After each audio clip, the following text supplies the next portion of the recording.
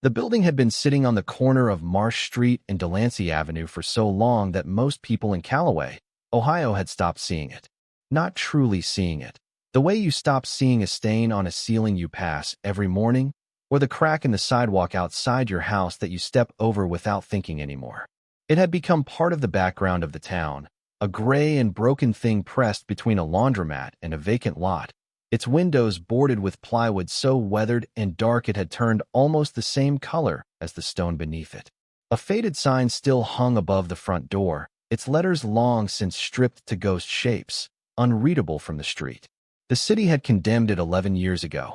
The notice was still stapled to the board over the front window, yellowed at the edges, curling where the moisture had gotten under the paper. The building had 2 stories, a flat roof that sagged in the middle like a sigh, and a side door on Delancey that someone had tried to pry open so many times the hinges were torqued outward at unnatural angles. Children dared each other to touch it. Adults crossed to the other side of the street out of habit. Real estate agents did not bother to mention it when showing properties in the surrounding blocks. It was simply there, as unremarkable as weather and as permanent as old mistakes. Teresa Voss had looked at it exactly once before the day she bought it, and that single look had been enough. She had been walking home from her second shift at the packing plant that November evening, her feet aching in the way that was no longer just physical but had become a kind of companion she dragged with her everywhere. The night air was sharp and still, and her breath clouded in short pale bursts. She had her jacket zipped to her chin, her hands shoved deep into the pockets, the left one wrapped around a grocery receipt she kept folding and unfolding without thinking, the numbers already memorized because she had done the math 3 times in her head before leaving the store. She was $17 short of what she needed to cover the heating bill, and she had 3 days before the cutoff notice became an actual cutoff. She noticed the building the way she always did, with the peripheral awareness of someone who had grown accustomed to walking quickly and looking mostly at the ground. But something made her stop that night. She could not have explained it well if someone had asked. The hour was late. The street was nearly empty. A truck passed on Marsh, its headlights sweeping across the front of the building for just a moment, and in that second of illumination, she had seen something that pulled at her in a way she did not understand. The building had looked, briefly, like something that could be fixed. Teresa stood on the sidewalk for longer than she meant to, staring at the front facade. She was 34 years old. She had 2 daughters, Mara, who was 9, and Dani, who was 6. She rented the upper half of a duplex on Clement Street, 4 blocks away, and she was behind on rent by 3 weeks because the plant had reduced hours in October and she had not yet caught up. She had no savings to speak of, no particular reason to be standing on a freezing sidewalk staring at a condemned building she could not afford to own. But she stood there anyway, something working in the back of her mind that she could not name. The county had listed it for a tax delinquency sale the following month. She had seen the listing 2 weeks earlier on the county website, where she had been looking for nothing in particular, just scrolling through the kind of quiet late-night browsing that served as a substitute for sleep when the anxiety was loud. The asking price had been $250. She had read that 3 times too.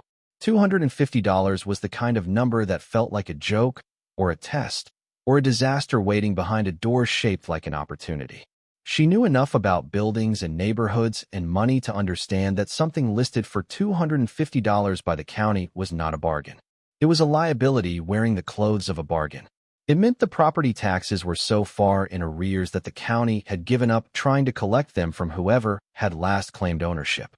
It meant there were liens, violations, condemnation orders, structural assessments that read like medical diagnoses of a terminal patient.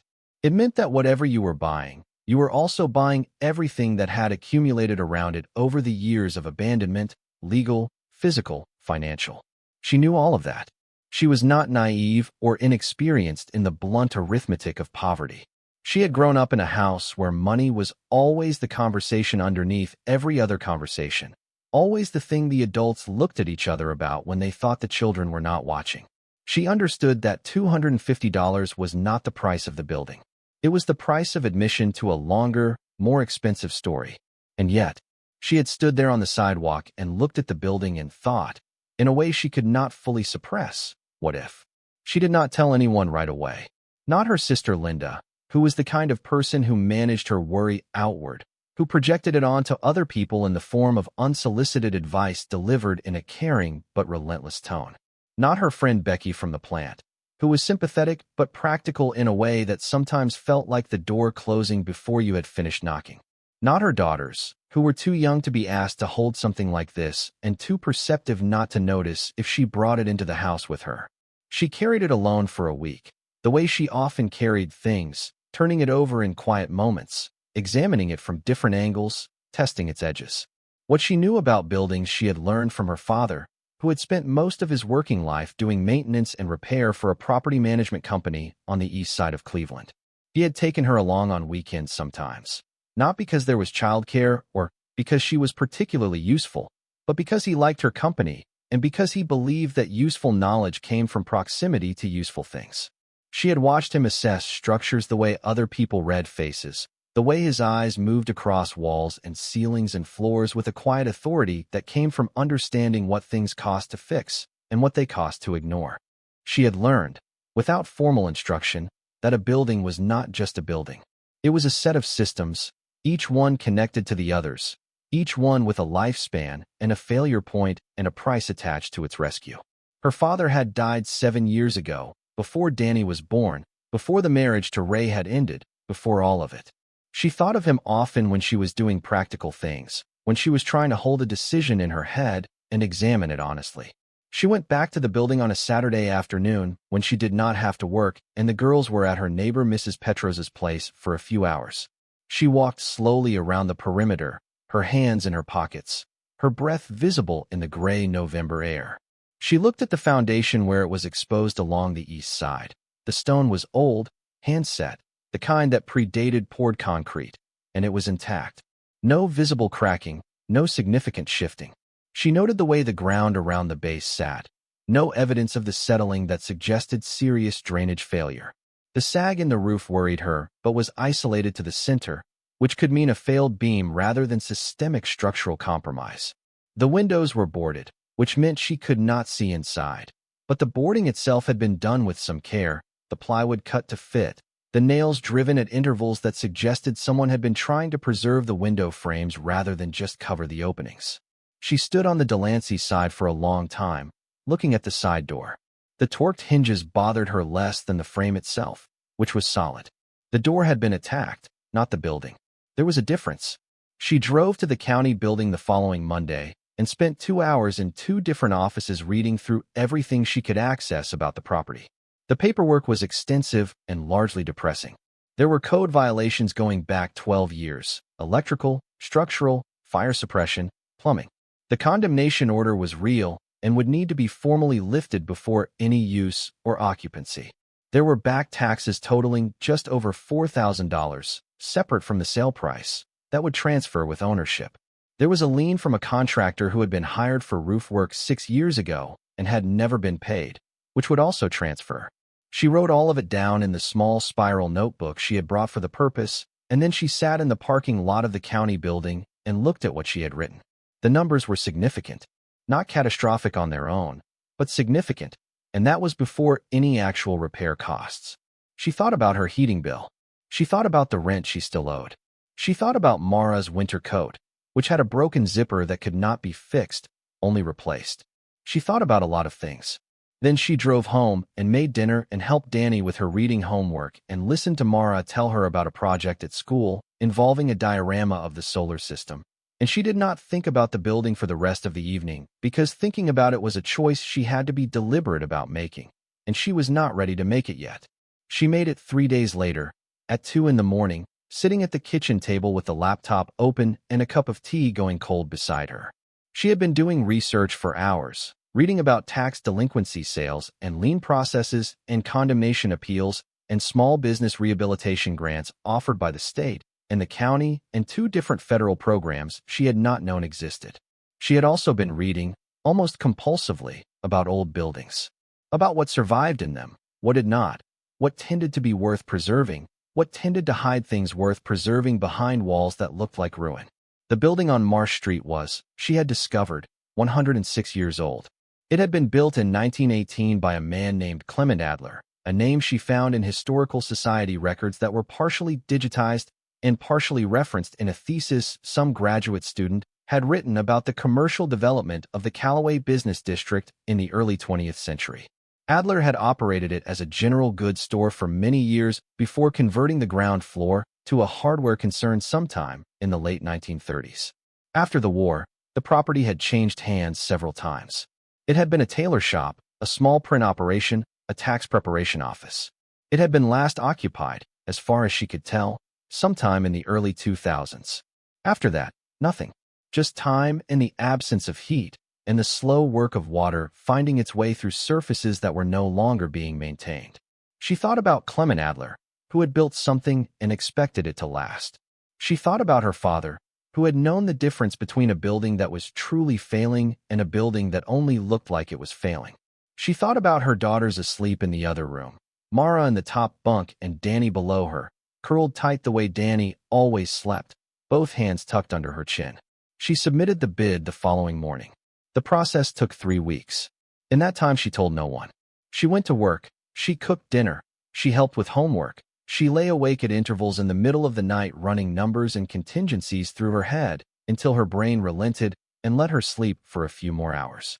She had $270 in her checking account, which was enough for the purchase price with $20 left over, and she arranged to pay the back taxes in a payment plan the county reluctantly agreed to after she spent 45 minutes on the phone explaining her situation with a calm she had to consciously manufacture. The contractor lien was a separate problem she was still working on. The day the county confirmed the sale, she sat in the parking lot of the plant before her shift and felt something she could not immediately identify. It took her a moment to recognize it as terror. She owned a building, a condemned, structurally questionable, violation-laden building on a corner that the rest of the town had decided was not worth looking at. She had spent her emergency money, which was not really emergency money because she had no buffer left, and the heating bill was now paid through a hardship arrangement she was not sure she was technically eligible for. She had committed to a payment plan for taxes on a property that was currently legally uninhabitable and would require, at minimum, a formal structural inspection, an appeal to the condemnation board, repair work across multiple code categories, and enough money to actually do something with it once the violations were cleared. She had none of that money. She had $20 and a plan she had mostly constructed in her head at 2 in the morning. She was also certain, with a steadiness she could not entirely account for, that she had done the right thing. She told Linda first. Linda's response was exactly what Teresa had anticipated and still managed to feel like a small and deliberate wound. Her sister sat across the kitchen table and watched her explain the whole thing with an expression that moved through surprise, disbelief, a brief and genuine attempt at openness, and then back to concern so thick it looked like grief. "You bought it already," Linda said. "Not a question. Already. I submitted the bid 3 weeks ago. The sale was finalized Tuesday. Teresa, you're behind on rent. I know what I'm behind on. You have 2 kids. I know how many kids I have." Linda pressed her fingers against her forehead and closed her eyes in the way she did when she was working hard not to say the first thing that came to mind. Then she opened them. "What is your plan exactly?" "I'm going to fix it up. I'm going to apply for the Small Business Rehabilitation Grant through the county. There's also a state program for historical properties. The building qualifies on age alone. With what money while you're waiting for grants that take 6 months to process? I'll figure it out as I go." "That is not a plan. It's the beginning of one." Linda said nothing for a moment. "Then, what does it even look like inside? Have you been inside?" "Not yet. I can't legally enter until the condemnation order is reviewed." "So you bought a building you've never been inside of?" Teresa did not answer that directly because the answer was yes, and the answer was also more complicated than yes, and she did not have the energy for the conversation that would follow if she tried to explain the more complicated part. Word moved through her circle of people the way it always did in a place like Calloway, where everyone knew the texture of everyone else's circumstances and the distance between private and public was not always as wide as people thought. Becky at the plant heard it from someone who had heard it from Linda, and she came to Teresa on break with a look that mixed sympathy with the kind of wide-eyed curiosity that comes from watching someone do something you would never do yourself. "That condemned building on Marsh? You actually bought it?" "I own it, yes." "For $250? $250 plus back taxes." Becky shook her head slowly, not unkindly. "Honey." Teresa shrugged. "I know what it looks like. It looks like you spent your last $200 on a building the city gave up on. It looks like that, Teresa agreed. And what does it actually look like? She thought about it for a second. It looks like something nobody else wanted that might still be worth something. Becky looked at her for a long time. You're serious? I'm always serious, Teresa said, and went back to work. The inspector from the city's buildings department came out 3 weeks after she submitted her appeal of the condemnation order. He was a man in his late 50s named Garrett, weathered and efficient, who carried a clipboard and spoke in the compressed shorthand of a person who had seen too many buildings to be surprised by any of them anymore. He walked through each violation on his list with mechanical precision, pointing at things and making notations while Teresa followed a few steps behind him, her own notebook in hand, writing down everything he said. The electrical panel needed full replacement. The plumbing in the ground floor bathroom had failed, the pipes corroded past usability. The roof beam was structurally compromised over a section of approximately 12 feet in the center of the building, which accounted for the sag she had seen from the street. There was evidence of water intrusion in the northeast corner of the second floor that had damaged the subfloor in that section. The fire suppression system did not exist in any functional form. The heating system was an oil boiler from the 1960s that had been drained and left and was not salvageable. He read through the rest of the list, and then he looked at her with an expression that was not quite pity and not quite respect, but lived somewhere in between. You're planning to bring this into compliance yourself? I'm going to get the work done, she said. Some of it I'll do. Some of it I'll hire out. You have contractors lined up? I have conversations started. He looked at her for another moment, then at the building around them. You know what's interesting? He said, almost to himself. What? The bones are good. This is old construction. They built things differently then. She nodded. She had felt that when she had finally entered for the first time that morning, standing in the ground floor space with the inspector and seeing it properly lit by work lights for the first time. The bones are good. Her father's phrase, not Garrett's, but they had arrived at the same place. She had expected the interior to be worse. She had braced herself, on the way in, for the particular smell of advanced decay, for visible signs of collapse and infestation, for the kind of comprehensive ruin that justified the boarded windows. What she found was different. It was not good. It was a long way from good. But it was not ruin. The walls were plaster over lath, old and stained in places, cracked in the northeast corner where the water damage had worked its way down from the compromised subfloor above. But the plaster was largely intact, holding its place on the lath with the grip of a material that had been mixed and applied by someone who knew what they were doing a century ago and had not been given any reason to let go since. The floor was wood, a wide plank pine that was dusty and scratched and in some places darkened by old water stains. But it was original and it was solid, and when she stood on it and shifted her weight, she felt nothing give. The ceilings were high, higher than she had expected, pressed tin in the center section over the main floor that was tarnished and in a few places dented but structurally complete. The pressed tin was something she had not anticipated. She stood under it for a full minute, just looking up.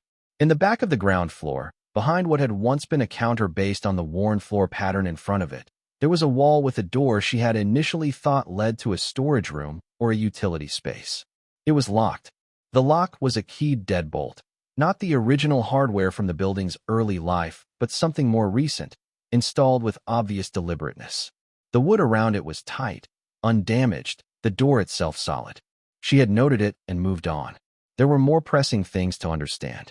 But it stayed in the back of her mind. That locked door, the way a locked door tends to stay in the back of a mind once you have noticed it. She told Mara and Dani about the building on a Sunday evening in December, sitting on the couch in the duplex with the television off and a pot of soup on the stove, so there was something warm and ordinary filling the air alongside the conversation. She explained it simply, in the language that came naturally to her when she was talking to her daughters, direct and without condescension. She told them she had bought a building on Marsh Street. She told them it was old and that it needed a lot of work. She told them that she had a plan to fix it up and that it was going to take time. She told them she needed them to understand that for a while things might feel tight, tighter than they already were, and that she needed them to trust her even when it was hard to see why. Mara, who was 9 and had her father's habit of going still and inward when she was processing something difficult, was quiet for a long time. Then she said, "How much did it cost?" $250 for the building itself. Mara absorbed this. Is that a lot?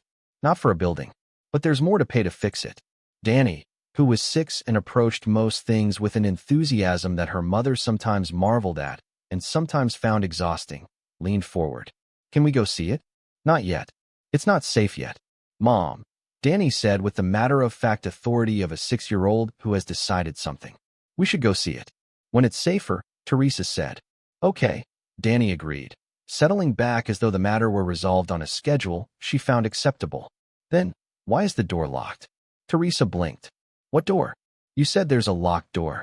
She had mentioned it in passing, the locked door at the back of the ground floor, and she had not given it more than a sentence, and Dani had been the only one who pulled on it. Why is the door locked? I don't know yet, Teresa said. Are you going to find out? Yes, Teresa said. I am. The first grant letter came in January. It was a rejection. She read it twice in the car outside the plant before her shift, and then she folded it very carefully and put it in her jacket pocket and went to work. The reason given was that the property did not meet the occupancy threshold for the commercial rehabilitation program, which required the applicant to demonstrate that the property had been in active commercial use within the past 5 years. The building had been empty for more than 2 decades. She applied for 2 others before the month was out. One was a state program focused on historical preservation that had a longer timeline, but a broader eligibility window. The other was a county-level small business development grant that did not require prior commercial use, but did require a business plan of sufficient detail to demonstrate viability. She wrote the business plan herself, at the kitchen table, over 3 weeks of late nights after the girls were asleep. She had never written a business plan before. She read everything she could find about how to write one, and then she did it the way she did most things, carefully, methodically, with the quiet stubbornness that was the particular inheritance of someone who had spent years doing hard things without an audience. She intended to open a community space, not a restaurant, not a retail store, not something that required inventory or staff or a concept that would live or die on trend. A community space, rentable by the hour and by the day, available to small groups and nonprofits and tutoring programs and local crafters and anyone else who needed a room with tables and chairs and heat and light and a bathroom that worked. Calloway had no affordable meeting spaces. The library had 1 room that was perpetually booked and limited to 2 hours per group. The churches had spaces, but they came with implied affiliations that not everyone was comfortable with. There was nothing in between. The business plan was 31 pages when she was done with it, including projections she had built from research on comparable spaces in similar-sized towns, a competitive analysis of existing venues in Calloway, a detailed cost breakdown of renovation phases, and a timeline she knew was optimistic but had built with enough buffer that it would hold if she hit the expected obstacles. She did not tell Linda about the rejection from the first grant. She did not tell Becky. She folded what she knew about her own setbacks the same way she folded the rejection letter, carefully, and put them somewhere interior and moved forward. By February, she had secured a volunteer agreement with 2 contractors who were members of a faith community that occasionally did work on community improvement projects. They were not free in the sense that she was not paying anything. She was paying for materials, but their labor was donated, which meant that the electrical panel replacement, which she could not do herself, became financially possible. The first inspection clearance for electrical came in late February. It was a small thing on a long list. She sat in the car again, and this time she let herself feel it. The roof beam was the larger problem. The structural repair required a licensed contractor who could not donate time, and the estimate she received was more than she had, more than she could realistically save in the near term, and more than the second grant, which arrived in March as a partial award, could cover on its own. She structured the remaining gap as a personal loan from a credit union that had a small business development program she qualified for by a margin that felt uncomfortably thin. She signed the paperwork with hands that were steady because she did not allow them to be otherwise. Work began on the building in earnest in March. She was there every day that she was not at the plant, and some days she was there before and after her shift, arriving in the gray early morning when the air still had the cold mineral smell of overnight frost, staying until the light failed. Mara and Dani came with her on weekends, armed with work gloves that were too large for their hands and the solemn authority of children who have been given a genuine task. It was on one of those Saturdays, a pale March afternoon with the light coming in clean through the deboarded windows for the first time, that Dani asked about the door again. They were on the ground floor, Mara helping Teresa peel damaged plaster away from the northeast corner, and Dani doing the child-specific version of helping, which involved moving small pieces of debris into a bucket with great concentration and purpose. Dani stopped and looked toward the back of the room. Mom. Yes. That door. It's still locked. I know. Did you find the key? Not yet. Teresa had, in fact, made several attempts to locate whatever keys might exist for the building. The county had provided a ring of old keys with the sale documentation, standard practice, but none of them matched the deadbolt on the back door. The lock itself was a model she had researched online, a mid-range residential deadbolt that had been manufactured beginning in the late 1980s, which gave her a rough window for when it had been installed.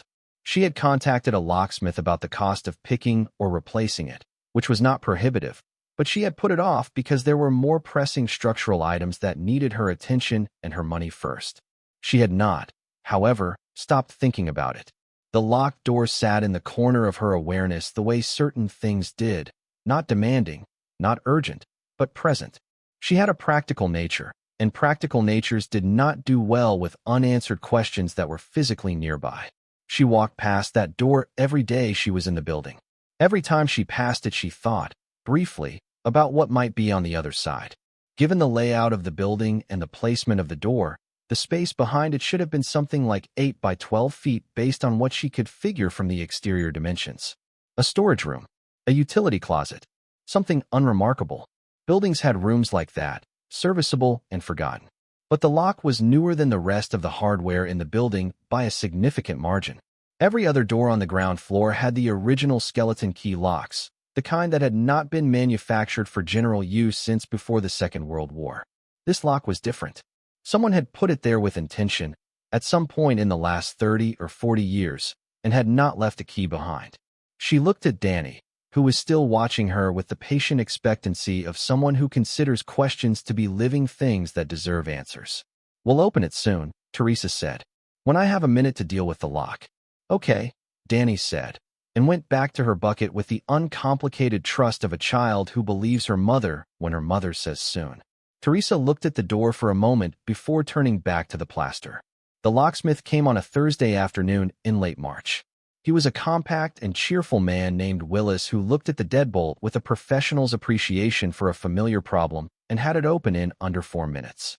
He charged her $40, which was exactly what he had quoted on the phone, and he left without making any particular note of what was behind the door because he had not looked and she had not yet opened it by the time he packed his tools and said goodbye.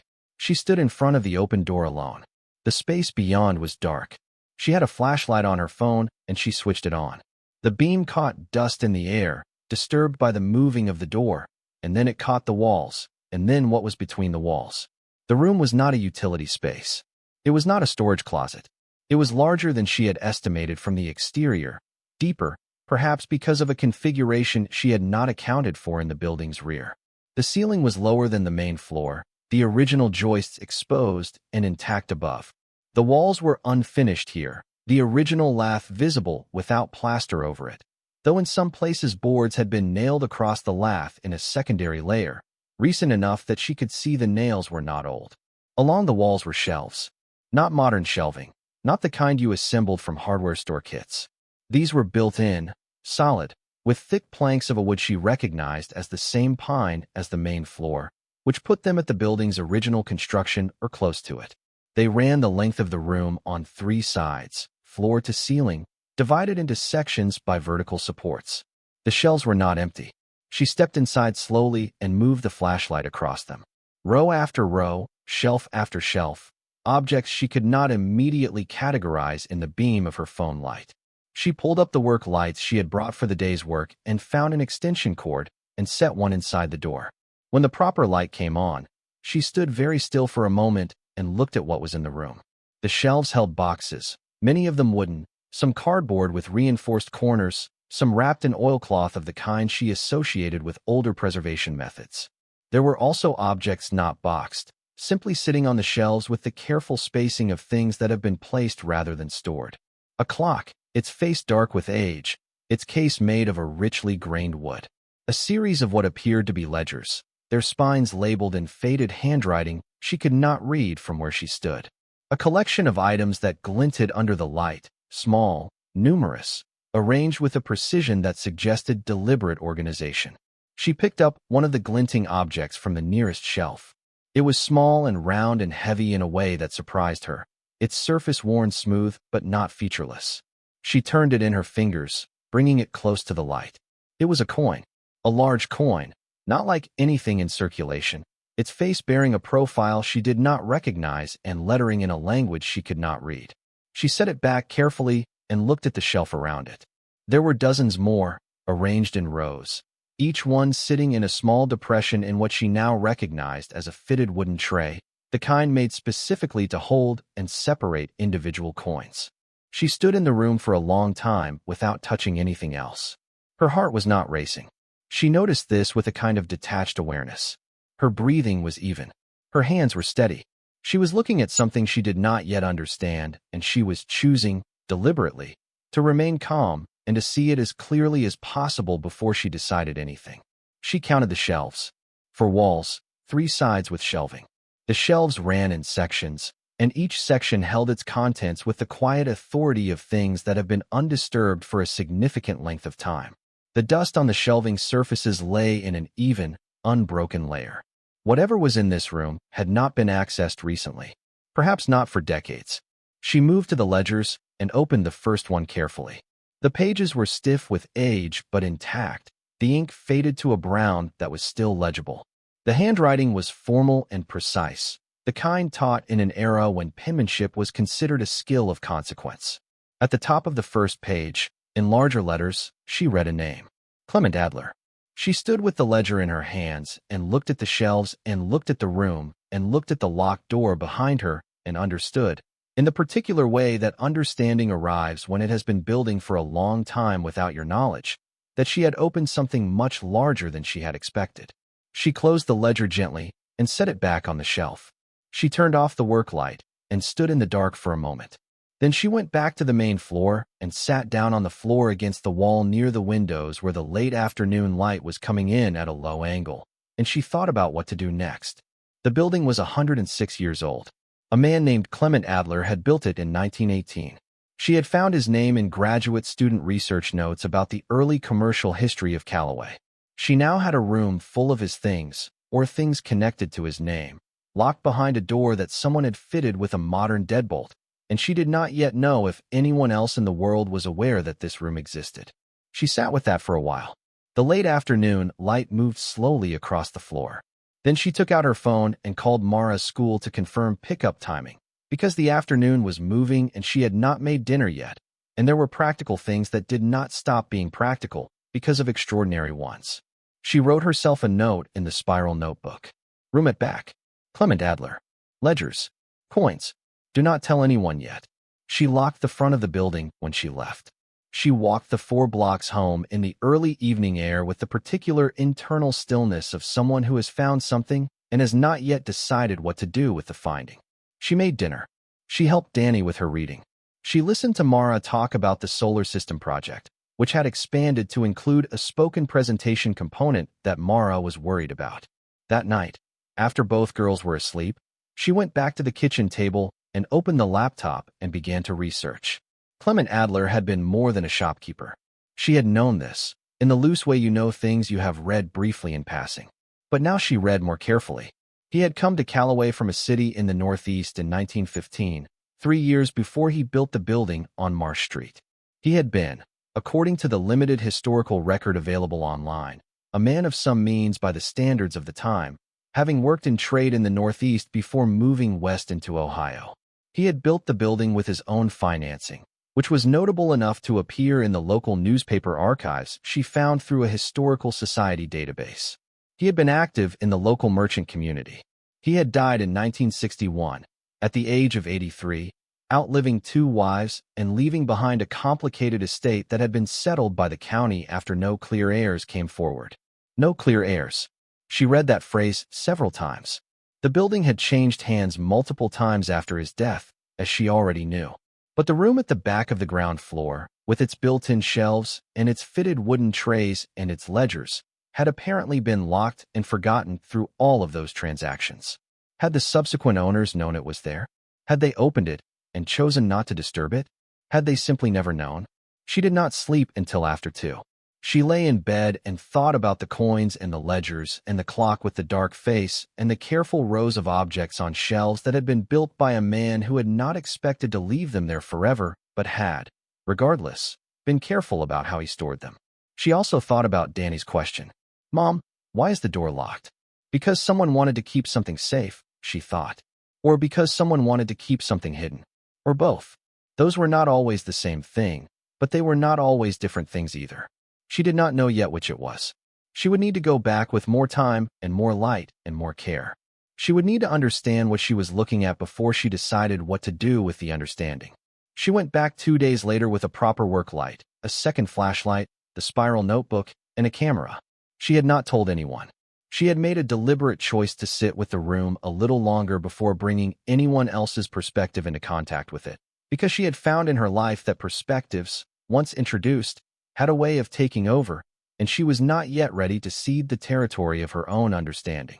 She unlocked the front of the building in the early morning, before the light had fully established itself, and walked through the ground floor to the back room. The door was as she had left it. She propped it open with a brick she had been using as a doorstop elsewhere, and set up both lights so that the room was fully illuminated from 2 angles, eliminating shadows in the corners and along the lower shelves. Then she began to look properly. The coins occupied 3 shelves along the left wall, each shelf fitted with the same wooden trays she had noticed before. There were more than she had initially estimated.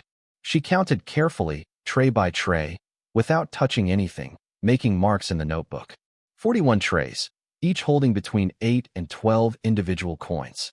She photographed each tray from the front and from above. The coins were not uniform.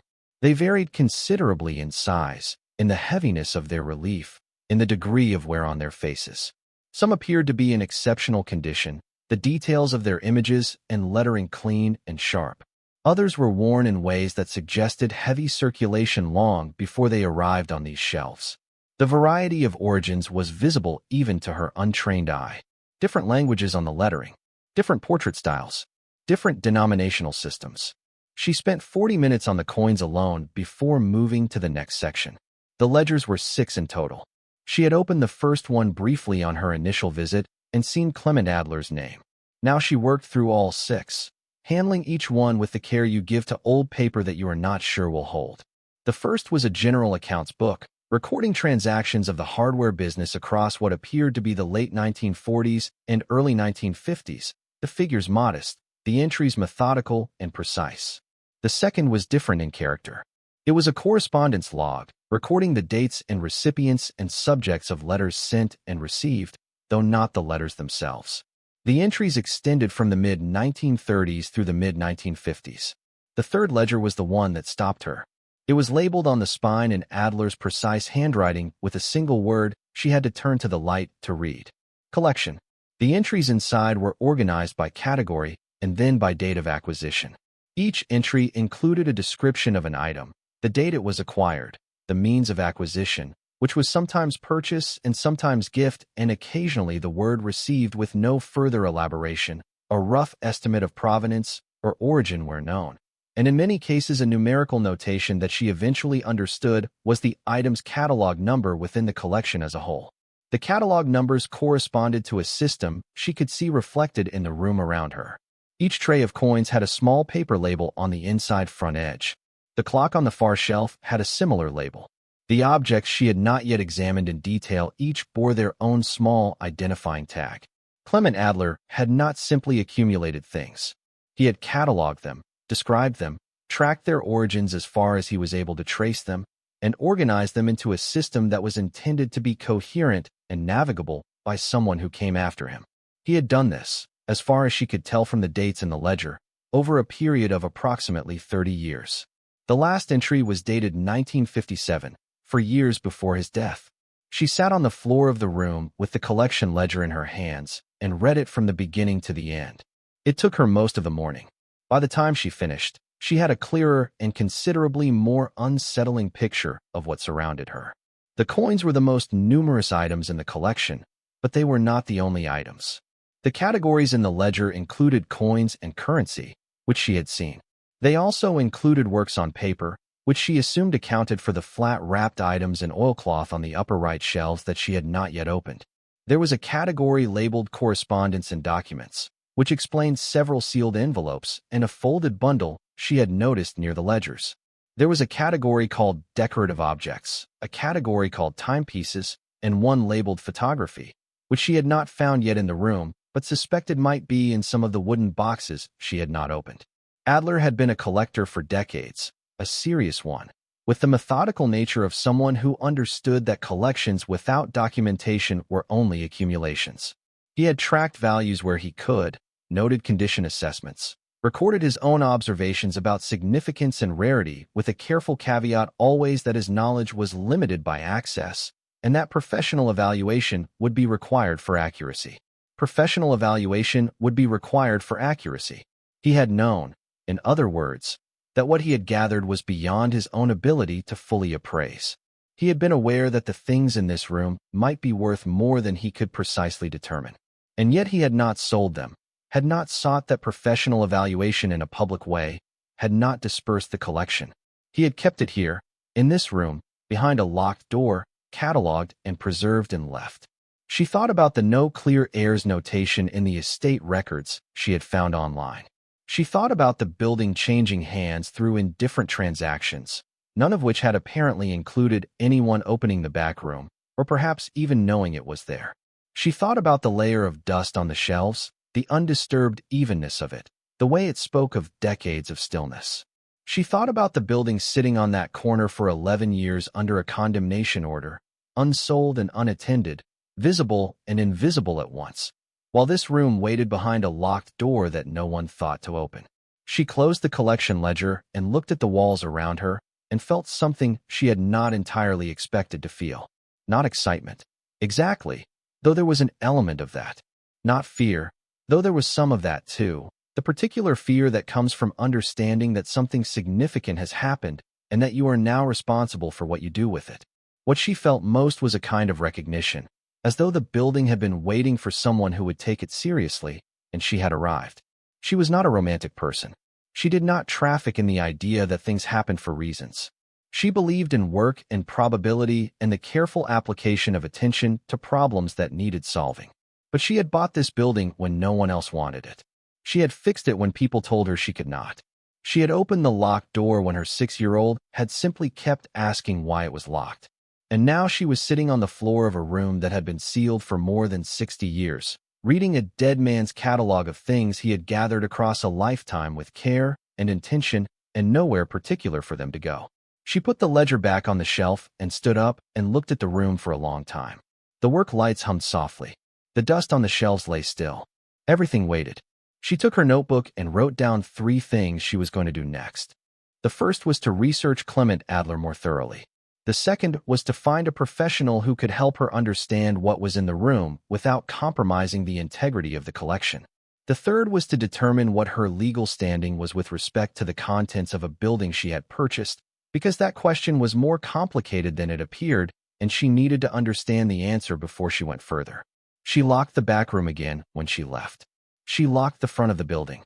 She walked the 4 blocks home in the late morning light and called the girls' school to confirm the pickup arrangement she had made with Mrs. Petros, and then she started to make a list of people to call, because there was a point at which doing things alone stopped being resourceful and started being the thing that stood between you and understanding, and she had reached that point. She knew that now. The room had told her. What she did know, with the steadiness that had been with her since the beginning of this, since the night she had stood on the sidewalk and looked at the building in a truck's passing headlights and thought what if, was that she was the one who had opened the door. Whatever was behind it was hers to understand now, and she intended to understand it completely.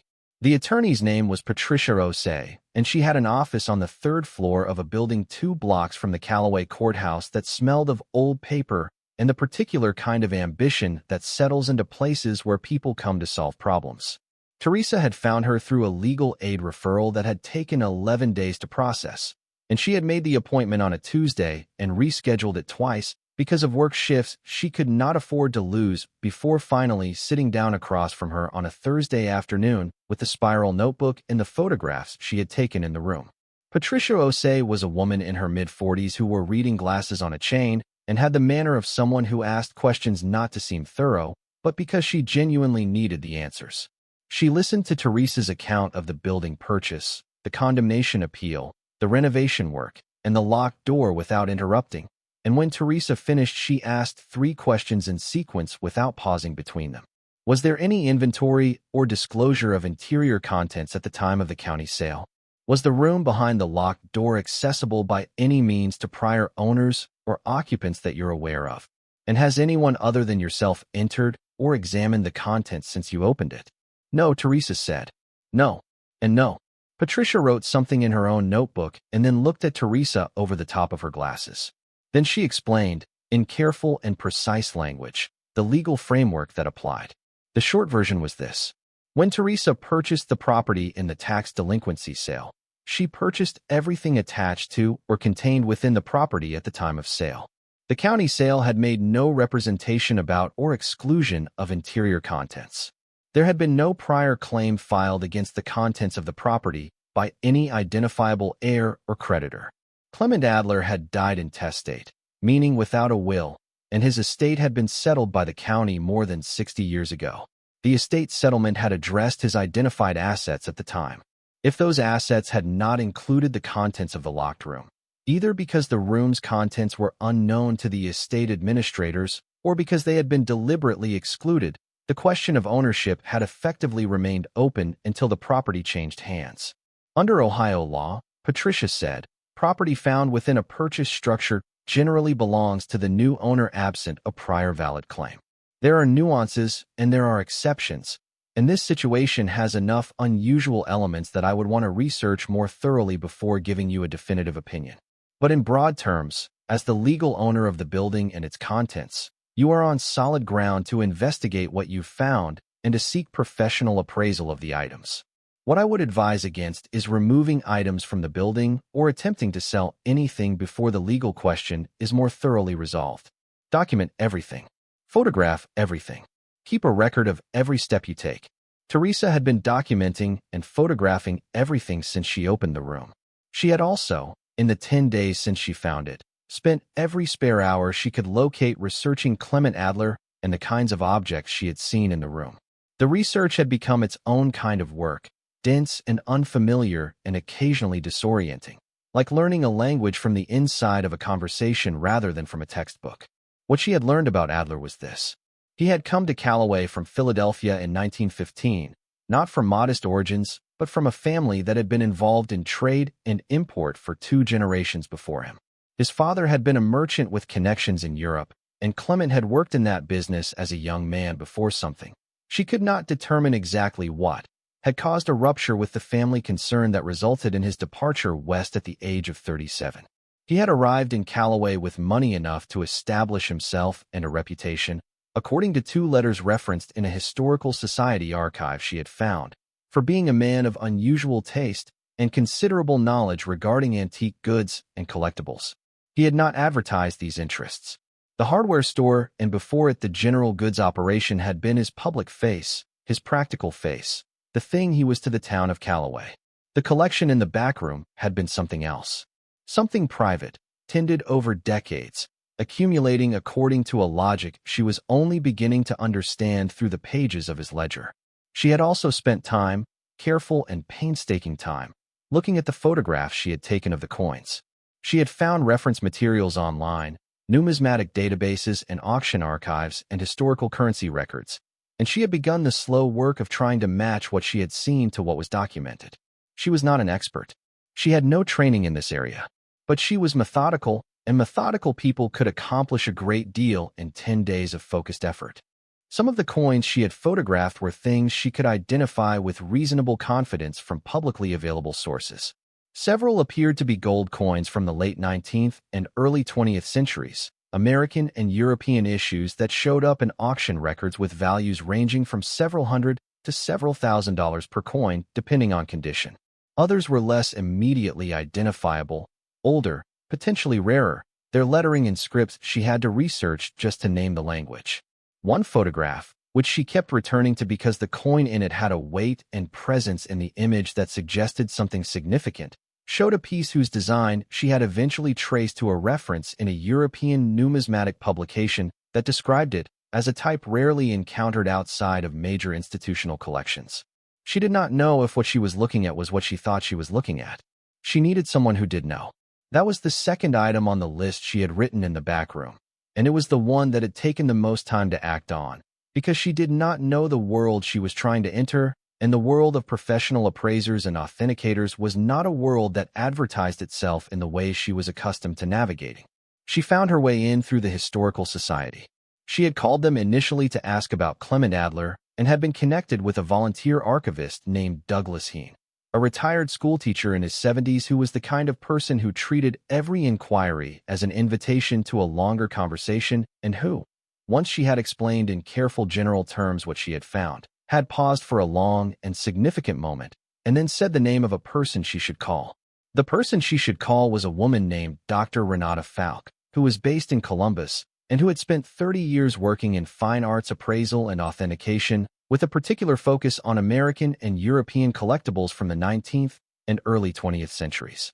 She was semi-retired, Douglas told Teresa, but she still consulted on significant finds when they crossed her desk.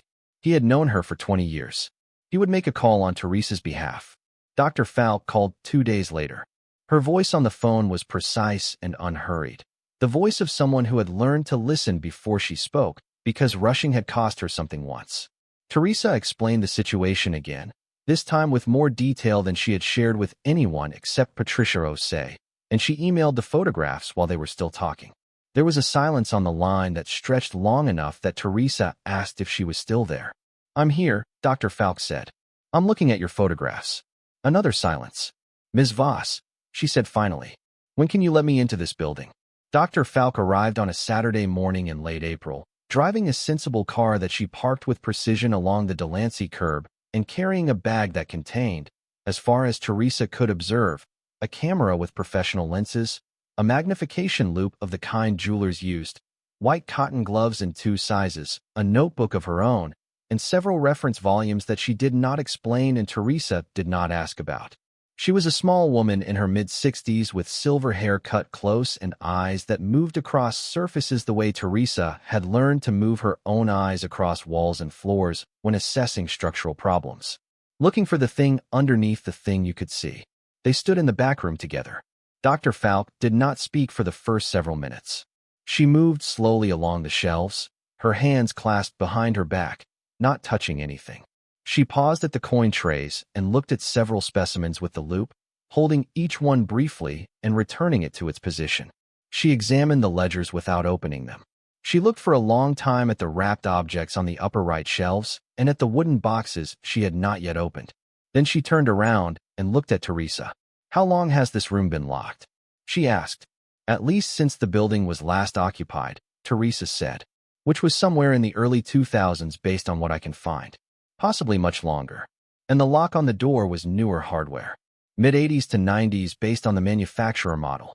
So someone locked it at some point after the building was already in decline. Whether they knew what was in here or whether they were locking it for some other reason, I don't know." Dr. Falk nodded slowly.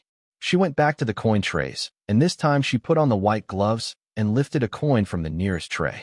She turned it under the light with the loupe. She set it down and lifted another. She did this with 6 coins from different trays before she stopped. She said, "I want to be precise with you, because I think you deserve precision and because the situation warrants it. I cannot give you appraisal values today. Proper appraisal requires time, reference checking, and in many cases laboratory analysis for authentication. What I can tell you is what I'm observing and what it suggests to a person who has been doing this for 3 decades." Teresa said nothing. She waited. "The coins I have examined so far include examples from 3 categories that are of significant interest to collectors and institutions. There are American gold issues from the late 19th century, several of which appear to be in exceptional condition. There are European issues, primarily continental, some of which represent types that are uncommon in private collections. And there is at least one piece that, if it is what it appears to be, is not merely uncommon but rare in a way that has a very specific meaning in numismatic terms. Rare meaning that documented examples outside of institutional holdings can be counted on one hand. Teresa felt something shift in the room, or in herself. She was not certain which. Dr. Falk continued. The other objects on these shelves I have not examined in detail. The wrapped items I cannot assess without opening them, which I would want to do with appropriate care and documentation. The ledger you described with the catalog system is potentially as important as anything else in this room because it provides provenance documentation that is extremely valuable for authentication and valuation. Then he said, I need to make my inquiries before I can answer that.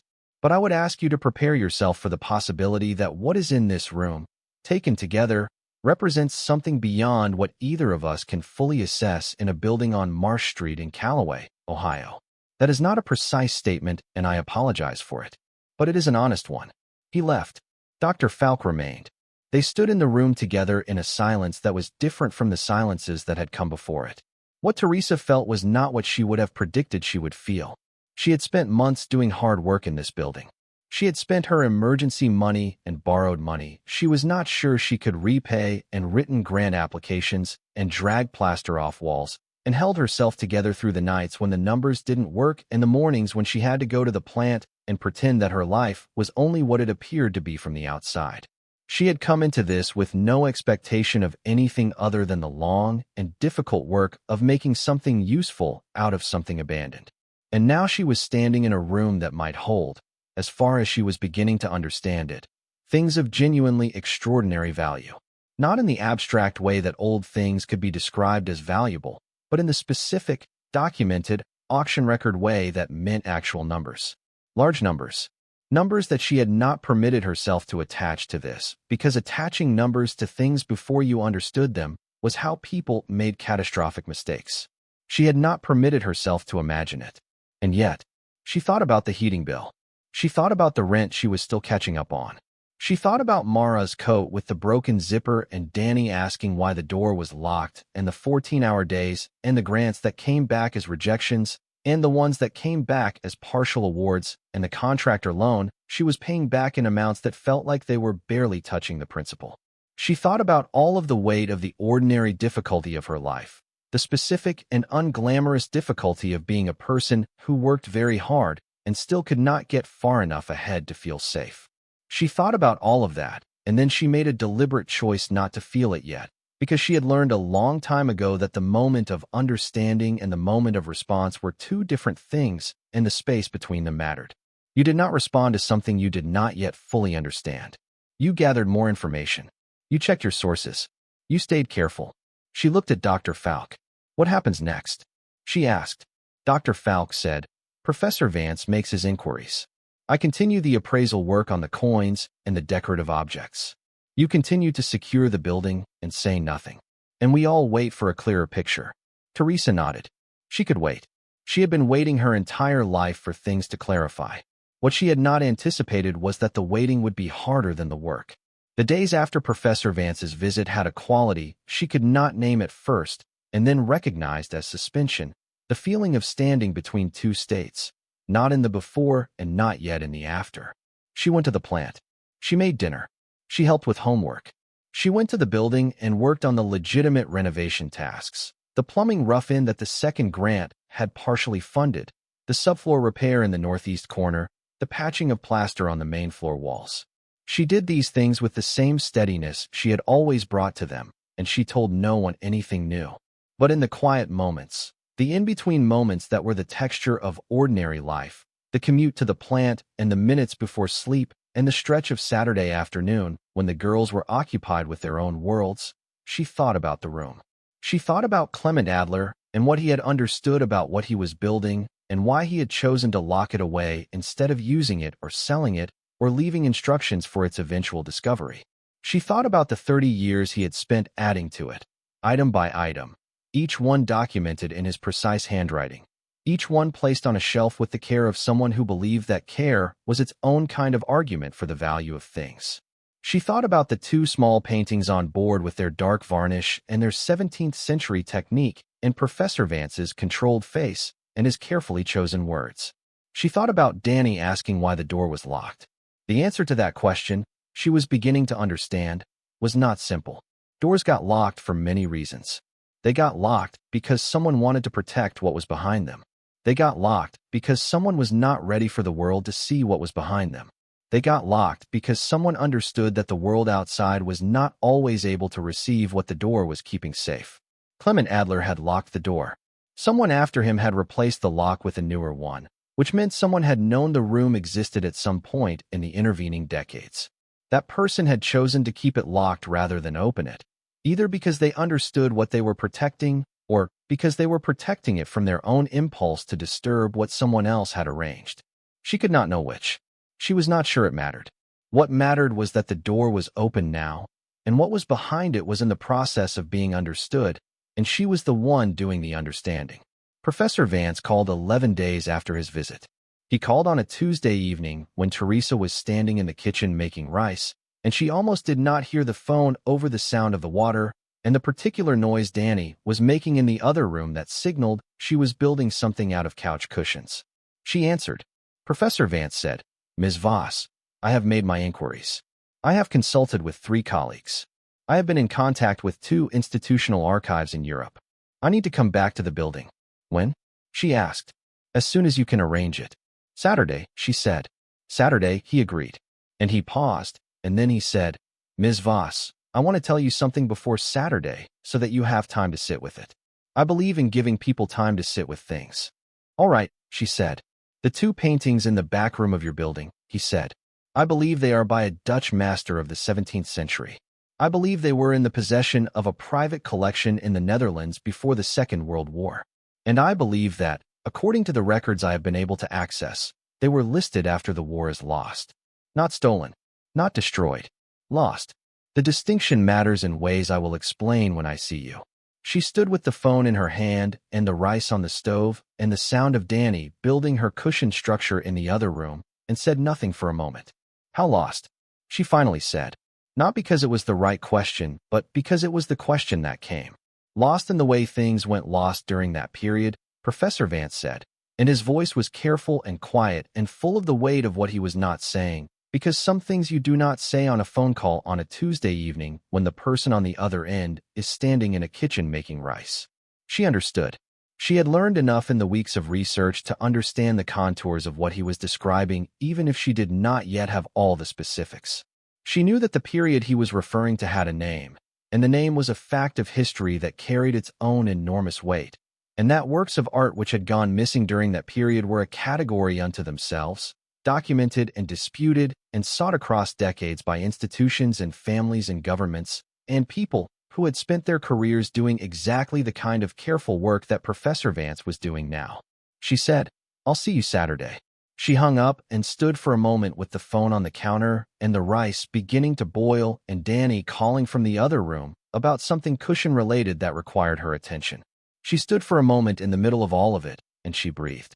Then she turned down the burner and went to deal with the cushions. She did not sleep well that week. The suspension that had been her companion since the visit became something more active, more demanding. Her mind was not a mind that settled for ambiguity easily, and what Professor Vance had told her was deeply ambiguous in ways that had profound implications she could not yet fully trace. If the paintings were what he believed they might be, if they had a history that predated Clement Adler's acquisition of them in Philadelphia in 1938, if that history involved a family or an institution that had a claim she could not see the shape of yet, then the situation in the back room of the building was not simply a remarkable discovery. It was the intersection of her discovery with someone else's loss. She thought about that in the careful and honest way she tried to think about difficult things. She did not try to construct a version of it that protected only her interests. She had Patricia Osei to think about legal questions. She had Dr. Falk to think about collection questions. She needed to think about the human questions herself, because those were the ones that would not be settled by legal framework or appraiser's report. She researched, in those sleepless intervals, the process of restitution for looted wartime art. It was a world she had not known existed in its specific form before this, though she had known in the broad sense that the Second World War had resulted in the displacement of an enormous amount of cultural property across Europe. What she had not known was the degree to which that process of displacement had been documented, tracked, disputed, and in many cases still unresolved across the 70 and 80 years since. There were databases. There were international agreements. There were organizations that existed specifically to search for and recover objects that had been taken from families and institutions in the years of the war. There were people who had spent careers doing nothing else. The implications of this for her situation were ones she needed to understand before Saturday, because when Professor Vance came back, she intended to have the right questions ready. Saturday arrived with a cold gray sky and a wind that came in off the flat Ohio land with the discouraging persistence of late spring in a place that had not yet decided it was done being winter.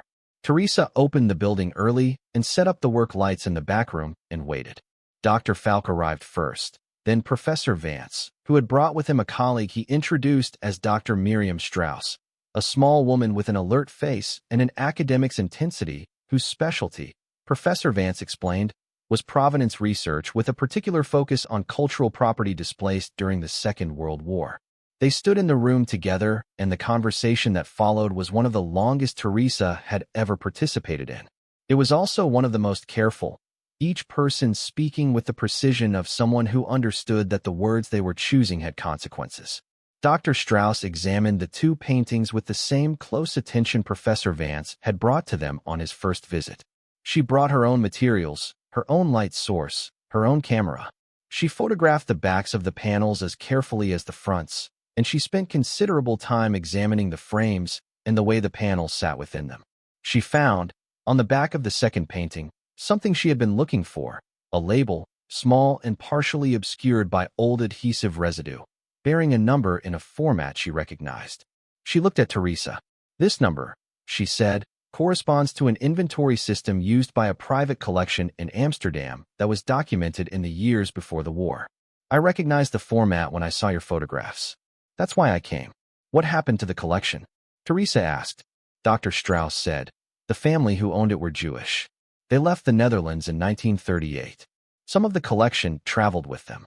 Other pieces were already in other hands, through loans, through sales, through means that were complicated by the circumstances of that time. The family's records were disrupted. After the war, when efforts were made to reconstruct what had happened to the collection, these two pieces were among those that could not be traced. The family filed documentation with what eventually became the relevant restitution database. That documentation has been there for decades." Teresa let that settle. Then she said, "Are there surviving members of the family?" "Yes," Dr. Strauss said quietly. "There are grandchildren. They are aware that these pieces were part of the collection their grandparents left behind. They have not stopped looking." The room was very quiet. Outside, the wind moved along the Marsh Street facade with the faint hollow sound that always happened when the wind came from the north. The work lights hummed.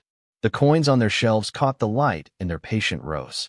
Teresa looked at the two small paintings, the woman in the dark interior and the landscape of flat water and distant sky. She looked at them for a long moment. Then she looked at Dr. Strauss and she said, "I need to understand the process. The full process. What happens now, who is involved, what the steps are, and what my role in it is. Not because I'm uncertain about what is right. I'm not uncertain about that. But because I intend to do this properly and I want to understand every part of it." Dr. Strauss looked at her steadily. Then she said, "That is exactly the right approach. And I will tell you everything I know." The conversation continued for 3 hours. By the end of it, Teresa understood more than she had that morning about international cultural property law, restitution processes, the specific databases and agreements that govern cases like this one, and the likely timeline of what would happen if the authentication of the paintings confirmed what Professor Vance and Dr. Strauss believed they were seeing. She also understood, because she had asked directly, that in cases of voluntary and cooperative restitution, where the person in possession of a disputed work came forward proactively and assisted the process, the legal and human outcomes were considerably different from cases that required compelled action. She was going to come forward proactively. That had not been in question from the moment Dr. Strauss described the family and said the word grandchildren. What was in question, and would remain in question for some time, was the much larger picture surrounding the two paintings, the rest of the room, the coins on their shelves, the works on paper, the clock, the decorative objects, the ledgers that documented all of it. Because the paintings, extraordinary as they were and as significant as their story was, were not the whole of what Clement Adler had collected across 30 years and left behind a locked door in a building on a corner that the town had stopped seeing. Dr. Falk had been working through the coin appraisal for weeks. In the days following the Saturday conversation, she completed enough of the work to provide Teresa with an interim assessment, careful and hedged with all the appropriate caveats about the need for professional authentication of the most significant pieces, but detailed enough to provide a direction. Teresa read the interim assessment in the kitchen at 2 in the morning, which was becoming the hour when the important things in her life arrived and demanded to be understood. The preliminary estimate for the coins alone, based on what Dr. Falk had assessed to date, with notes indicating that several pieces would require specialist authentication and could represent values significantly above what was reflected in the interim figure, was a number that Teresa had to read 3 times before her brain accepted it as applying to her situation and not to a story she was reading about someone else. She set the paper down on the table. She looked at the kitchen around her, the worn linoleum and the cabinet door that had needed rehanging for 2 years and the window above the sink where the cold came in through a gap she had been meaning to seal. She looked at her hands, which were calloused from renovation work and still had a faint trace of plaster dust in the creases even after washing. Then she thought about Mara's coat. Then she thought about Dani asking why the door was locked. Then she thought, with a precision that surprised her, about the night she had stood on the sidewalk on Marsh Street in November in the dark and the cold with $17 short of the heating bill in her pocket and looked at a condemned building in the beam of a passing truck's headlights and thought, what if? What if? She had not known. She had not known anything except that it was there and that everyone else had decided it was not worth looking at. She had looked at it anyway. She had bought it anyway. She had fixed it anyway. She had opened the door. She sat at the table for a long time in the quiet of the house with her daughters sleeping in the other room and the paper with the numbers on it in front of her. Then she picked up her phone and sent Patricia Osei an email that said only, "I think we need to talk soon. It's more complicated than we thought and also better than we thought." Both at the same time. She went to bed.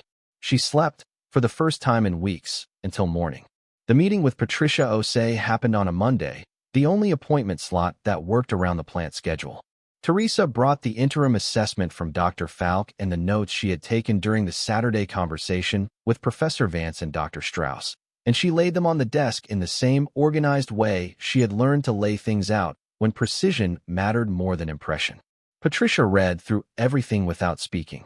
She was one of those people who could read and convey the impression of intense focus without any outward display of reaction, which Teresa had come to appreciate because it meant the reaction, when it came, would be accurate. When she finished, she set the papers down and looked at Teresa. "All right," she said. "This has become a significantly more complex situation. I know. The paintings require a separate legal track from the rest of the collection.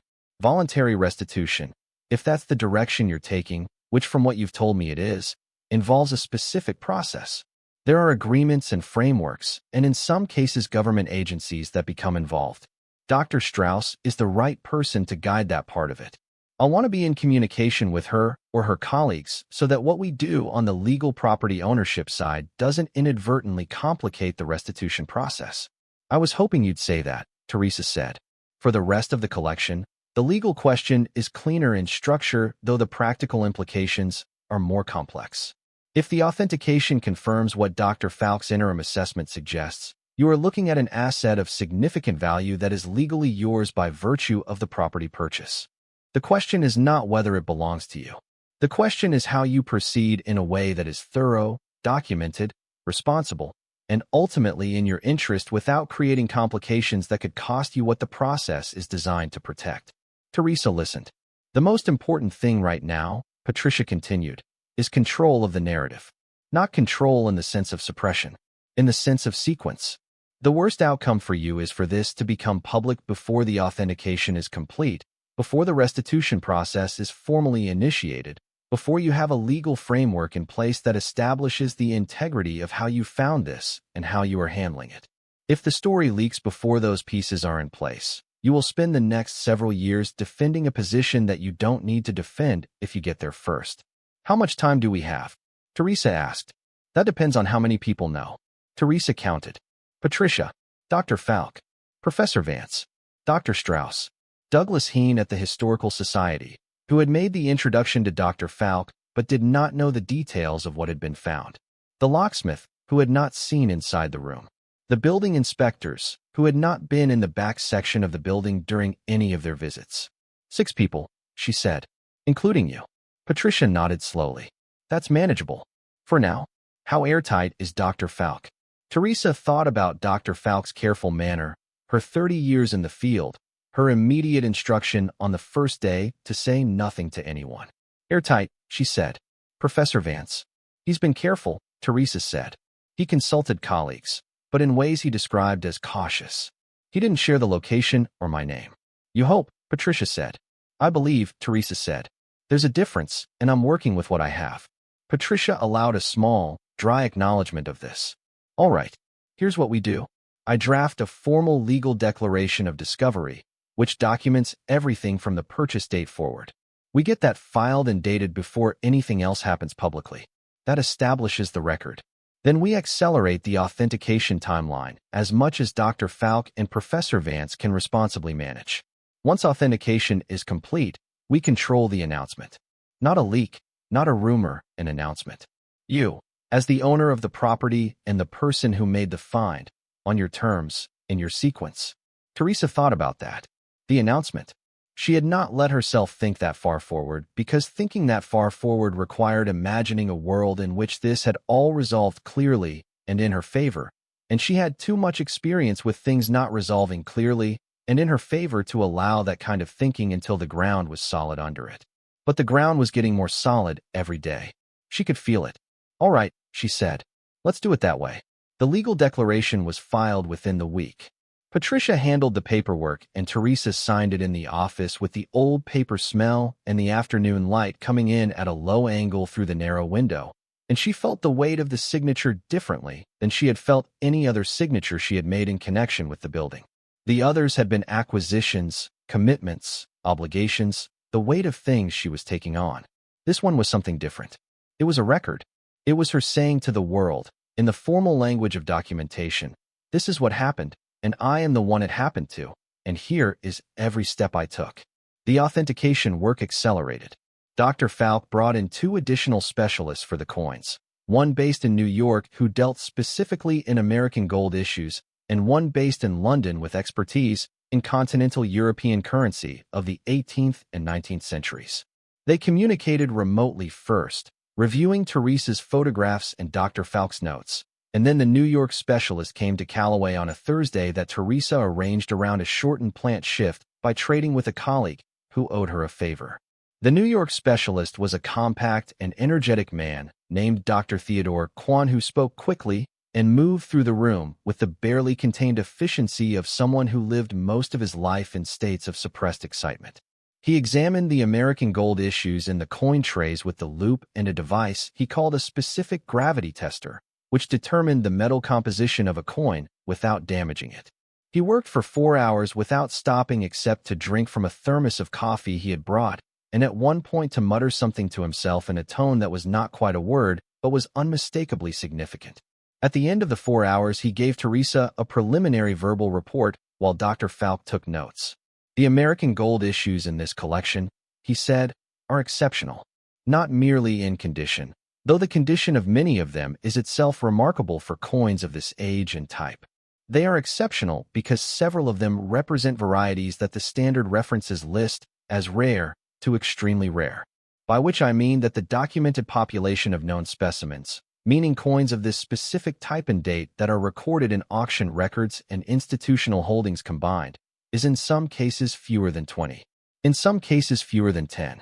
Teresa said, "What does that mean in terms of value?" Dr. Kwan looked at her with the directness of someone who appreciated the question because it was the honest one. It means that the final appraisal values for those specific pieces will be determined by what the market will bear for unique or near-unique specimens when the full provenance is established and the authentication is complete. I can give you ranges based on comparable auction results. Understanding that comparable is a qualified word when you're talking about coins with very small known populations, but I can tell you that several of the pieces I have examined today would be expected to command prices at auction that begin in the high five figures and extend, for the most significant examples, into the mid to high six figures individually. Teresa heard those numbers and did not let herself react to them visibly because she had learned, in the weeks since the room had opened, to hold numbers at a slight remove until she understood their full context. But she noted them, the way she noted everything, in the notebook, precisely. The London specialist communicated his findings a week later in a written report that Dr. Falk forwarded to Teresa. It was dense with terminology she had to research as she read it, but the conclusion was clear. The continental European coins in the collection included several pieces of considerable rarity and historical significance, with particular note given to 3 specimens that the specialist described as among the finest known examples of their respective types. His preliminary value ranges, similarly qualified, extended in the highest cases to figures that made the American gold coins look like the beginning of a sentence rather than the sentence itself. Teresa sat with the reports for a long evening, and then she called Dr. Falk and asked for a total preliminary range across the entire coin collection. Dr. Falk was quiet for a moment. Then she said, "Teresa, I want to remind you that these are preliminary figures and the authentication process is ongoing and final values will depend on how the market responds." "I understand all of that," Teresa said. "I need the range." Dr. Falk gave it to her. Teresa wrote it in the notebook. She looked at it for a long time. Then she called Linda. Not to tell her everything. Not yet, because the narrative was still being controlled and the sequence still mattered, and Patricia had been clear about that. But because there was a weight she had been carrying alone for long enough that she needed to set some portion of it down somewhere. And Linda was her sister, and family was the place where you eventually put the things that were too heavy to carry indefinitely by yourself. She told Linda that the building had turned out to have something unexpected in it. She told her that it was significant and that she was working with professionals to understand it fully and that she would tell her more when she could. She told her that she was not in trouble, that everything was being handled properly, and that she was all right. Linda was quiet on the line for longer than usual. Then she said, "You're telling me there was something in that building?" "Yes. Something significant." "Yes. Teresa, I know. I told you." Linda started, and then she stopped herself. Then she said, "Are you okay?" "I'm better than okay," Teresa said quietly. "I think." Another silence. Then Linda, whose worry she had always worn like an outer garment, but who was also, underneath all of it, someone who loved her sister with the loyalty of blood and shared history, said, "Okay. Okay. I'm here. Tell me when you can." "I will," Teresa said. "I promise." She hung up and sat for a moment in the kitchen. Dani was asleep. Mara was reading in her bunk, a flashlight propped under her chin in the way she thought her mother did not know about. The refrigerator hummed. The cabinet door with the hinge she had never gotten around to fixing hung at its familiar slight angle. She thought about the building on the corner of Marsh Street and Delancey Avenue, its tin ceiling and its wide pine floors and its locked back room with the coin trays on the built-in shelves. She thought about the morning she had opened it and stood in the light and understood that the word found had just changed shape inside her life. She thought about what was still coming. The formal authentication reports. The announcement. The restitution process for the paintings and the conversation with the family in Europe who had been missing 2 small panels with dark varnish for more than 80 years. The public attention that Patricia had said would be significant and that Teresa had been trying not to fully imagine. The conversations she would need to have with Mara and Dani about what had happened in the building they had helped her fix. She thought about Dani on a Saturday afternoon with her 2 large work gloves and her bucket of debris, stopping to look toward the back of the room and saying "Mom" in that particular tone that meant she had thought of something she was not going to let go of. Why is the door locked? Because, Teresa thought now, sitting in the kitchen of the duplex on Clement Street, something important was waiting behind it. Something that needed exactly the person who would take it seriously. She closed the notebook and turned off the kitchen light and went to check on Mara, who had fallen asleep with the flashlight still on and a book open across her chest. Teresa turned off the flashlight and pulled the blanket up and stood for a moment in the dark of the room listening to her daughter's breathe. Then she went to bed, and she lay awake for a while, but not with fear. With the particular alertness of someone standing at the edge of a significant change, looking out at what is coming, knowing it is large, knowing it is real, knowing that she is, against considerable odds and through considerable effort, ready for it. Outside, on the corner of Marsh Street and Delancey Avenue, the building sat in the late spring dark. Its windows were no longer boarded. Its lights, when they were on, were visible from the street. It was in the process of becoming what it had always been capable of being. And in the back room, behind a door that was no longer locked, Clement Adler's shelves waited, patient and full, for the next step of the story that had been building inside them for 60 years. The announcement did not happen the way Teresa had imagined it, partly because she had deliberately avoided imagining it in too much detail, and partly because the world had a way of arriving on its own schedule regardless of what you had planned. What she had planned was a press release, drafted by Patricia O'Say in language that was precise and controlled and led with the facts in the order that served Teresa's position best. What happened instead was a Tuesday morning in early June when a reporter from the Calloway Gazette named Marcus Webb called the building's publicly listed renovation contact number, which was a number Patricia had established for the community space project months earlier, and left a message saying he had heard something interesting and wanted to talk. Teresa listened to the message twice in the parking lot of the plant before her shift. Then she called Patricia. How? Patricia said, not as a question. Teresa did not know how. She thought about Douglas Heen at the Historical Society, who was old and well-meaning and had a long habit of talking to Marcus Webb, who covered local history for the Gazette and had been doing so for 15 years. She thought about the specialist from New York, Dr. Kwan, who had driven to Calloway and parked on Delancey Avenue, and carried a professional bag into a building that neighbors had been watching since the renovation started, because a condemned building getting fixed up on a corner everyone had given up on was the kind of thing people noticed even if they did not know why they were noticing it. She thought about the fact that 6 people knowing a secret was already 6 people more than no one, and that secrets in small towns had a particular half-life that bore no relation to anyone's intentions. We accelerate, Patricia said. I'll have the press release ready by Thursday. Can you get me confirmation from Dr. Falk on the authentication status by tomorrow? Dr. Falk said she could have a preliminary authentication statement, qualified as it needed to be, but definitive enough to anchor a public announcement, by Wednesday evening. Professor Vance confirmed he could provide a written statement regarding the paintings by the same deadline. Dr. Strauss was already in communication with the relevant restitution authority in the Netherlands, and that process had its own timeline that moved independently of the press release. But she could confirm that formal notification of the surviving family had been made and that contact had been established. Teresa absorbed all of this in a sequence of phone calls made from the duplex kitchen on Tuesday evening, while Mara and Dani ate dinner and pretended not to notice that their mother was on the phone more than usual and speaking in the low, focused tone they had learned meant something significant was happening. After the last call, she set the phone down and looked at her daughters across the table. I need to tell you both something, she said. Mara went still in the way she did. Dani put down her fork, which was its own form of attentiveness. Teresa told them about the room.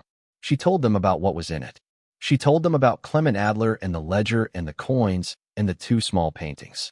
She told them about the family in the Netherlands who had been missing those paintings for 80 years and about the decision she had made to give them back.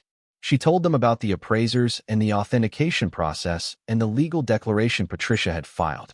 She told them, in numbers they could understand as significant without knowing precisely what significance felt like in a life, what the preliminary assessment of the collection suggested.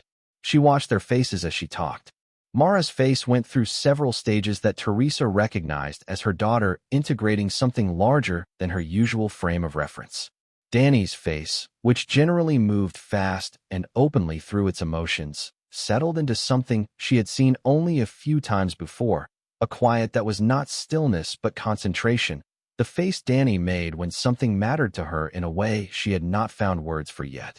When Teresa finished, neither of them spoke for a moment. Then Dani said, so the door was locked because somebody put really important things in there and wanted them to stay safe. Yes, Teresa said. And you found them because you bought the building. Yes. And you fixed the building because nobody else wanted it. Yes. Dani considered this with the gravity of a 6-year-old who has arrived at a conclusion and knows it. Good, she said, and picked her fork back up. Mara was quiet for another moment. Then she said, the paintings. The family who lost them. Are they going to be happy? I think. Teresa said carefully, that it will be complicated for them. Because it's been a very long time, and the people who lost them are gone now. Their grandchildren will receive them. I think it will be meaningful. I don't know if happy is exactly the word. Mara nodded, absorbing this with the seriousness that had always been particular to her. Then, are you happy? Teresa looked at her older daughter across the dinner table in the duplex on Clement Street with the cabinet door at its angle and the window with the gap and the linoleum she had been meaning to replace for 2 years.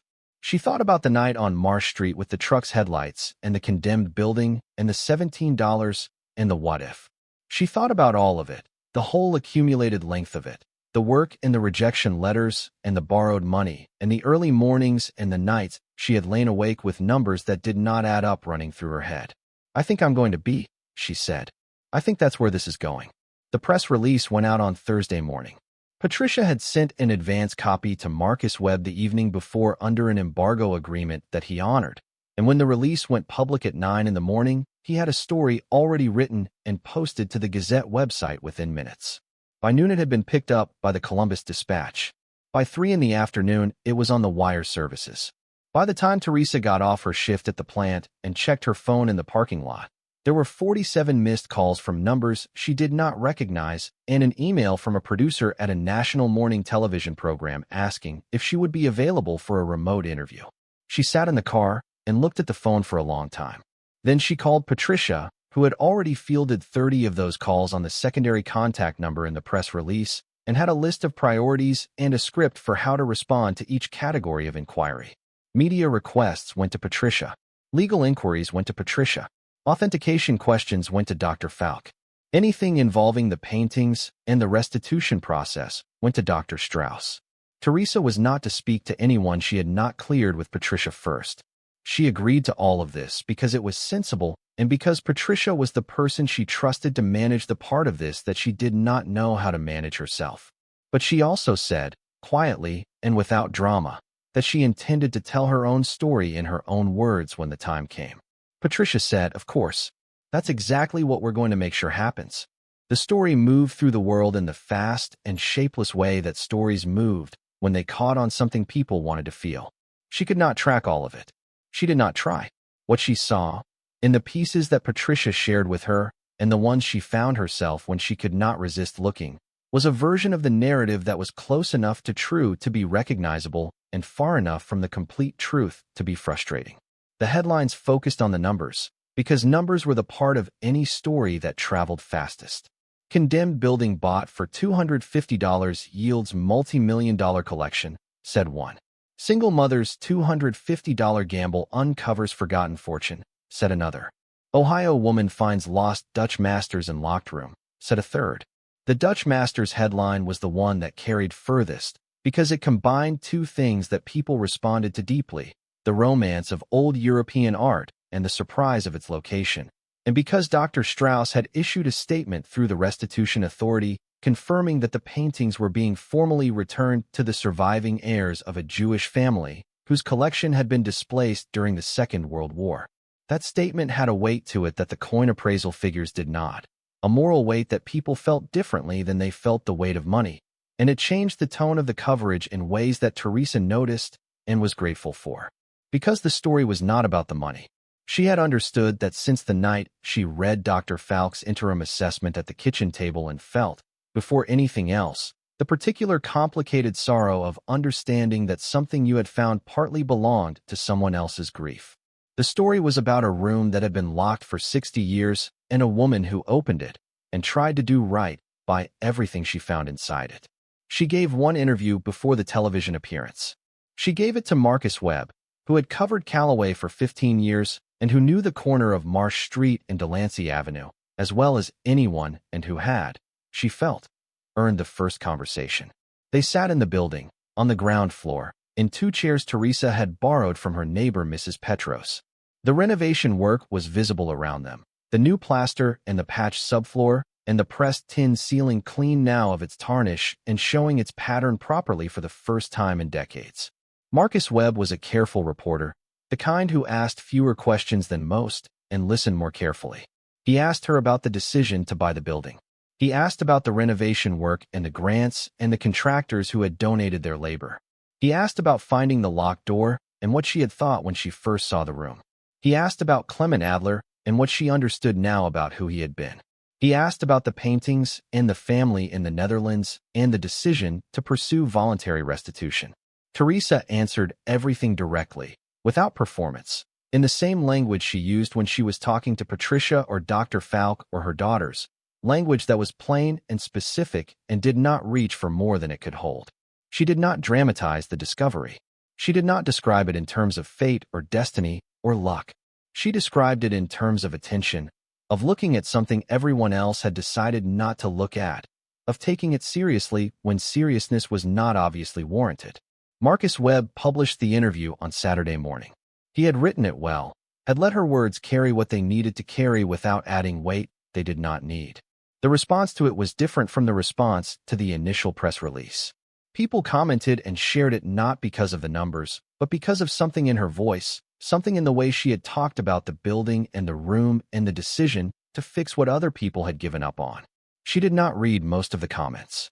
She read a few, late at night, sitting at the kitchen table. She had learned enough about the internet to know that comments were not a reliable measure of anything except the breadth of human response, which was very broad and included a considerable amount of noise. But among the noise there were things that landed differently. Messages from people who said they had been living in or near a neglected thing and had not been able to see it as worth taking seriously until they read about someone who had. Messages from people who worked hard in the specific unrewarded way that Teresa worked hard. Messages that were just the word thank you with nothing after it, which were the ones she found she had to put the phone down after reading. The television appearance was arranged for the following Wednesday, remote, from a location Patricia had helped set up at a local production facility. Teresa sat in front of a camera and spoke to two hosts she had watched on a screen in the duplex kitchen while making breakfast for the girls. She answered their questions with the same directness she had given Marcus Webb. She did not perform surprise or gratitude or wonder in quantities larger than what she actually felt. She said what she meant, and she meant what she said, and the hosts, who were accustomed to people who had been coached into smoothed-down versions of their own stories, seemed to find this more interesting than they had anticipated. The question she was asked at the end, the one she had been told would come and had still not entirely prepared for, was a version of what does this mean for you and your family. She had thought about how to answer it for several days. She had tried several different framings in her head, each one reaching for the right shape of what she wanted to say, each one falling slightly short. What she said, in the end, was this. It means that the thing I've always believed, which is that paying attention to something other people have dismissed, is never wasted, turned out to be true in a way I couldn't have predicted when I was paying $37 a month on a tax payment plan for a building that everyone in Calloway was embarrassed to look at. It means my daughters are going to grow up knowing that their mother bought a building for $250 and fixed it with borrowed money and grant applications and volunteer labor and found something inside it that mattered. Not just to us. To a family in another country who lost something important and got part of it back. That's what I want them to know. That you don't always have to know why something is worth taking seriously to decide that it is. The host let that sit for a beat longer than they usually let things sit. She drove home and picked up Mara and Dani from Mrs. Petro's and made dinner and helped with homework and lay awake for an hour that night thinking not about the appraisals or the media coverage or the legal documents, but about a man named Clement Adler who had built a room and filled it with care and locked the door and trusted, maybe, that eventually someone would have enough stubbornness and enough attention to open it. The formal appraisal was completed in late June, 6 weeks after the announcement.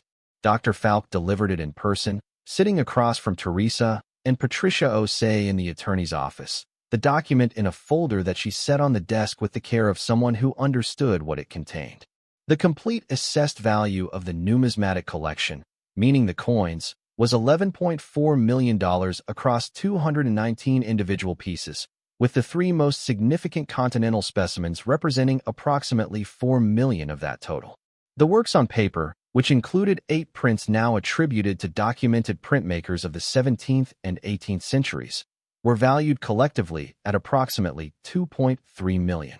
The decorative objects, including the clock and a set of objects not yet mentioned publicly that had turned out to include 2 pieces of antique jewelry now attributed to a workshop in 18th century France, added a further $900,000 to the total.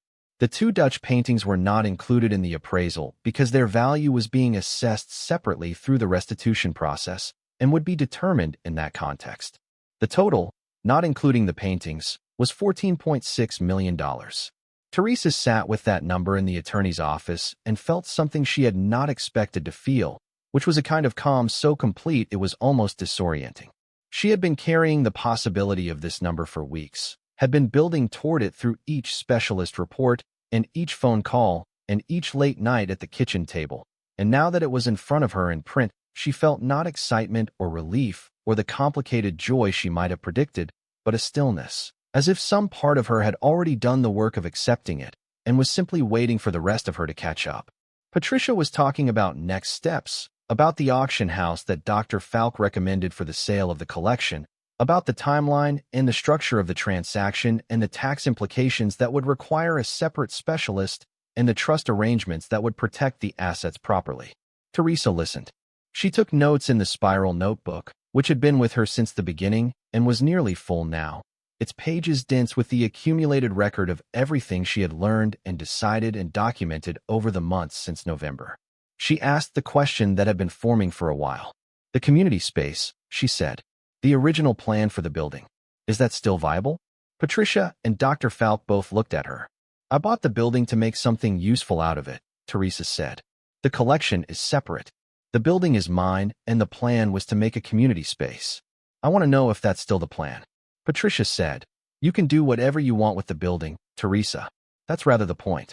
I know what the point is, Teresa said. I'm asking if the plan still makes sense given everything that's happened, or if the building has become something else now, something that gets sold or turned into something else because of what was found in it. Dr. Falk said, quietly, what do you think? Teresa thought about the pressed tin ceiling and the wide pine floors and the high windows that let in the morning light now that the boards were off.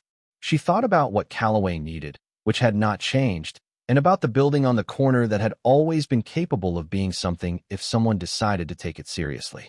The plan stands, she said. The building becomes the community space. I'll use some of what comes from the auction to finish the renovation properly. The rest goes into a structure that Patricia helps me set up for the girls and for the things I want to be able to do. She did not specify what things she wanted to be able to do. She had not specified them to herself yet in language, only in the vague and shapeful way that possibilities existed before you found the words for them. She knew they involved the girls' futures and her own, and something she had not articulated yet about the people in Calloway who were behind on rent, and behind on heating bills, and behind on the accumulated arithmetic of a life that never quite caught up to itself. She knew they involved the building and what the building could be. She would find the words when she needed them. The restitution meeting happened in August. It was held in Columbus, in a room at the offices of an international law firm that had been involved in the process on the family's behalf. The family was represented by two of the three surviving grandchildren, a woman named Elsa who had flown from Amsterdam and a man named Peter who had come from London. Their grandmother, who had left the Netherlands as a child with her parents in 1938, had died 12 years earlier. Their grandfather, who had not survived the war, had never seen the paintings again after they were separated from the collection in the chaos of that period. Teresa had prepared for this meeting the way she prepared for difficult things, by thinking about it carefully and honestly in advance, and then setting the preparation aside so she could be present to what was actually in the room rather than to her expectation of it. What was in the room was grief and gratitude in a specific ratio that she had not encountered before and would not soon forget. Elsa spoke first, in English that was precise and slightly formal, and she thanked Teresa in language that had clearly been considered over a long time, not prepared in advance, but considered, carried, worked over in the private way people worked over things that mattered too much for improvisation. She said that their grandmother had spoken of the paintings twice in her life, once to Elsa's mother and once to Elsa herself when Elsa was a teenager, and both times she had used the same word to describe them, which was the Dutch word for safe, meaning that in her mind the paintings had been somewhere safe rather than somewhere lost, because to call them lost was to accept a conclusion she had refused to accept. Their grandmother had been right, Teresa said. Elsa looked at her. Yes, she said. She was right. Peter said less than his sister, but sat with a quality of attention that was its own form of speech. When the two small paintings were brought into the room, carefully transported and installed on an easel covered in soft cloth, he stood and looked at them for a long time in a way that reminded Teresa of Professor Vance standing in front of them in the back room on Marsh Street. But different, profoundly different, because Professor Vance had been reading them with expertise and Peter was reading them with memory. Not his own memory, but the memory he had been given, the memory his grandmother had carried and passed on, the memory of what these things had been before they became lost. He said, after a while, she described the woman in the first one. She knew the name of the painter. She knew where they had hung in the house in Amsterdam. She knew how the light fell on them in the afternoon. Teresa said nothing. She let that be what it was. The formal transfer was completed in the legal documentation that had been prepared in advance.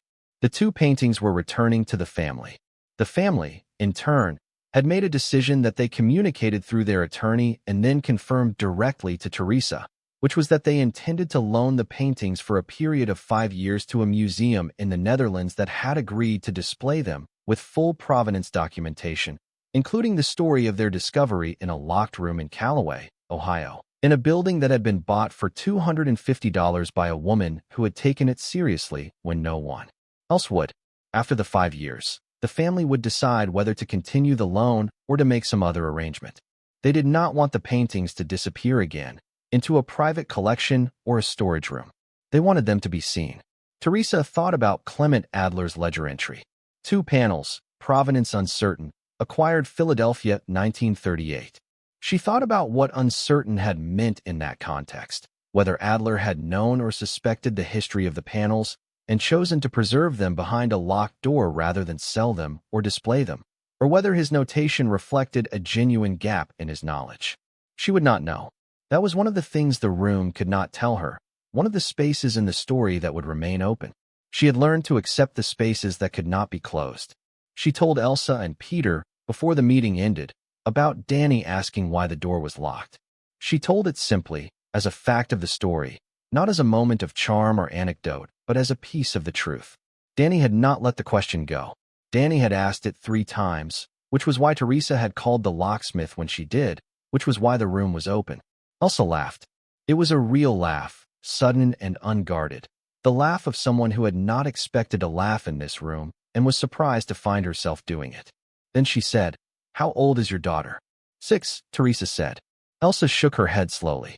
A 6-year-old asked the right question. She asks a lot of questions, Teresa said. She doesn't let them go. Peter said, neither did our grandmother. The drive back from Columbus took 2 hours. Teresa drove alone, the way she had driven to most of the significant appointments connected to the building, because the drive back from them was time she needed to herself, time to let what had happened settle into its proper shape before she brought it home. She drove through the flat Ohio landscape in the August late afternoon, the fields stretching out on either side, the sky large and hazy with the heat of summer at its fullest. She passed grain elevators and water towers and the particular geometry of small Ohio towns that sat in the middle of their own silence, each one holding its history inside itself the way all places held history, mostly invisible, mostly unasked about, waiting for someone to pay the right kind of attention. She thought about the weeks since the announcement and what they had felt like from the inside. The outside of it she could observe in the coverage, in the emails that Patricia forwarded, in the messages from people she had never met who had found the story and felt something in it that mattered to them. But the inside of it was different and more private and harder to describe. It had felt, mostly, like continuation, like the same work she had always been doing, carried forward into a context that was larger and louder than anything she had prepared for, but underneath the largeness and the loudness the same fundamental task. Pay attention. Be accurate. Do right by what you find. Tell the truth about where you are and what you're doing and why. She had not become a different person.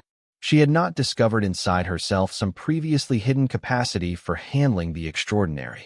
She had handled it the way she handled everything, by breaking it into the parts she could address and addressing them one at a time in the order that made sense and not panicking during the parts she could not yet address, because panic had never fixed anything in her life, and there was no evidence it would start now. She had gotten a new coat. Mara had helped her pick it out. They had spent an afternoon in a Columbus store, the two of them moving through the racks while Mara offered opinions with the focused authority of a 9-year-old who took aesthetic judgment seriously. And Teresa had stood in the dressing room mirror looking at herself in a coat that was the first coat she had bought at full price in 7 years, and had felt something move in her chest that was not sadness and was not happiness exactly, but was the particular weight of understanding that the shape of your life had changed and was continuing to change, and that this was real. She thought about the building and what it was going to be. The renovation was nearly complete. The community space would open in October, which was a year almost to the month from the night she had stood on the sidewalk and bought the what-if of it. The main floor was finished, the plumbing and electrical and fire suppression all cleared, the wide pine floors refinished to a warmth she had not imagined when they were covered in dust and old stains. The pressed tin ceiling was itself again, clean and detailed, the pattern visible properly. She had not changed it. She had not painted it or covered it or modernized it out of its character. She had cleaned it and let it be what Clement Adler had put it there to be in 1918. The back room had been cleaned and documented, and its shelves left in place, empty now, the fitted wooden trays removed with the coins. She had decided, after thinking about it for some time and talking to Patricia and to the Historical Society, that the back room would remain as a feature of the community space, not a display room exactly, not a museum, but a room that was there and that people could know about and understand as part of the history of the building. A small framed text on the wall outside the door would explain what had been found there and what had become of it. Clement Adler's name would be on that text. His ledger, or a reproduction of the most relevant pages, would be displayed inside the room. She had felt that he deserved to be named. Whatever his reasons for locking the door, whatever he had known or not known about the painting's history, he had built the shelves and maintained the collection and documented it, and left it with a care that had mattered. The care had mattered. It had kept things safe across 60 years and 2 changes of ownership and 11 years of condemnation. It had been there when Teresa opened the door, intact and ordered and ready to be understood. Care persisted. That was something she had come to believe in the specific, non-abstract way that you came to believe things you had experienced rather than simply thought. She pulled into Calloway in the early evening. She drove past the building on the corner of Marsh Street and Delancey Avenue. Its windows were lit from inside because the electrician who had donated his labor was there finishing the last of the fixture installation. The light came out through the glass in the warm way of a building that was occupied and alive, a quality so different from the dark boarding of the year before that it was almost difficult to believe it was the same structure. She stopped the car in front of it and looked at it for a moment. The people who had doubted her were not assembled on the sidewalk to witness this. That was not how vindication worked in real life, and she had known that, had never expected the cinematic version of it where everyone who had shaken their head gathered to watch the proof arrive. Linda had called her the morning the press release went out and had said, in the specific way Linda said things when she was overcoming her own certainty, "Teresa, I owe you an apology." Teresa had said, "You were worried about me. That's not something you apologize for." But Linda had said, "No, I told you it was foolish and I was wrong about that specifically, and I want to say so directly." Teresa had accepted it directly because Linda had been honest about her doubt and deserved honesty about its resolution. Becky had found her on the floor at the plant 2 days after the story broke, when Teresa was still going to her shifts because the auction had not happened yet, and the money was not real in any practical sense, and the plant was still where she worked. Becky had stood there with an expression that was entirely unguarded, all the careful practical sympathy stripped away and replaced with something that looked very much like awe, which was an expression Teresa had never expected to see on Becky's face and would not soon forget. "You actually did it," Becky said. Teresa said, "I found something." Becky said, "No, you did it. There's a difference." Teresa thought about that for a while afterward. She thought Becky might be right, but she was not certain she could have done it without the thing being there to find, and the thing being there to find was Clement Adler's doing, not hers. The credit was distributed across more than one person and more than one lifetime. That felt accurate. She thought about what Linda had said, months ago, sitting at the kitchen table with the expression that lived between concern and what the concern was protecting.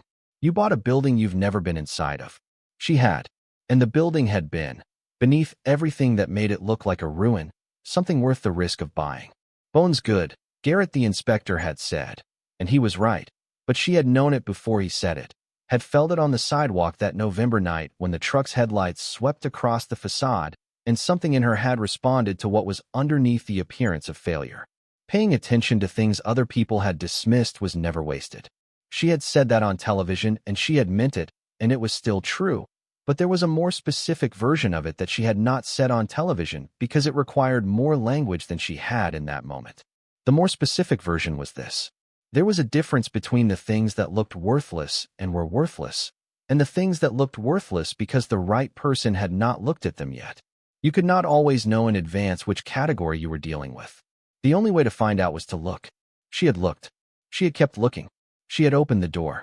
The auction was held in New York in September, conducted by one of the major houses that Dr. Falk had recommended, and Teresa was present for it, having traveled to New York for the first time in her life with Patricia Osei beside her and a new coat that Mara had helped her pick out at a store in Columbus on the Saturday before they left. She sat in the auction room and watched things that had lived on Clement Adler's shelves in a locked room in Ohio for 60 years go to bidders she could not see, the numbers climbing in increments that she tracked in the spiral notebook because the notebook was with her, and noting things in it was the way she had always grounded herself in what was real. The three most significant Continental coins went for a combined total that exceeded Dr. Falk's preliminary estimate by $900,000. The rare American gold issues performed at the high end of the projected ranges. The prints attributed to the documented printmakers found buyers at figures that surprised even Dr. Kwan, who had flown in to observe and stood beside Teresa at one point during the sale with an expression of professional satisfaction that was the closest she had seen him come to stillness.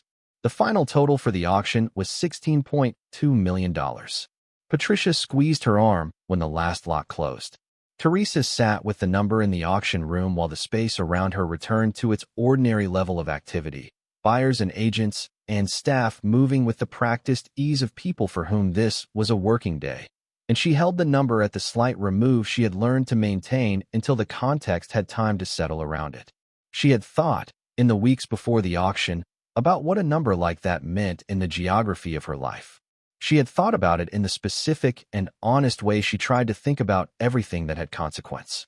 She did not believe that money solved the things people imagined it solved, having grown up without much of it, and having observed for 34 years the way its absence shaped decisions and its presence reshaped them, but not always in the directions people assumed.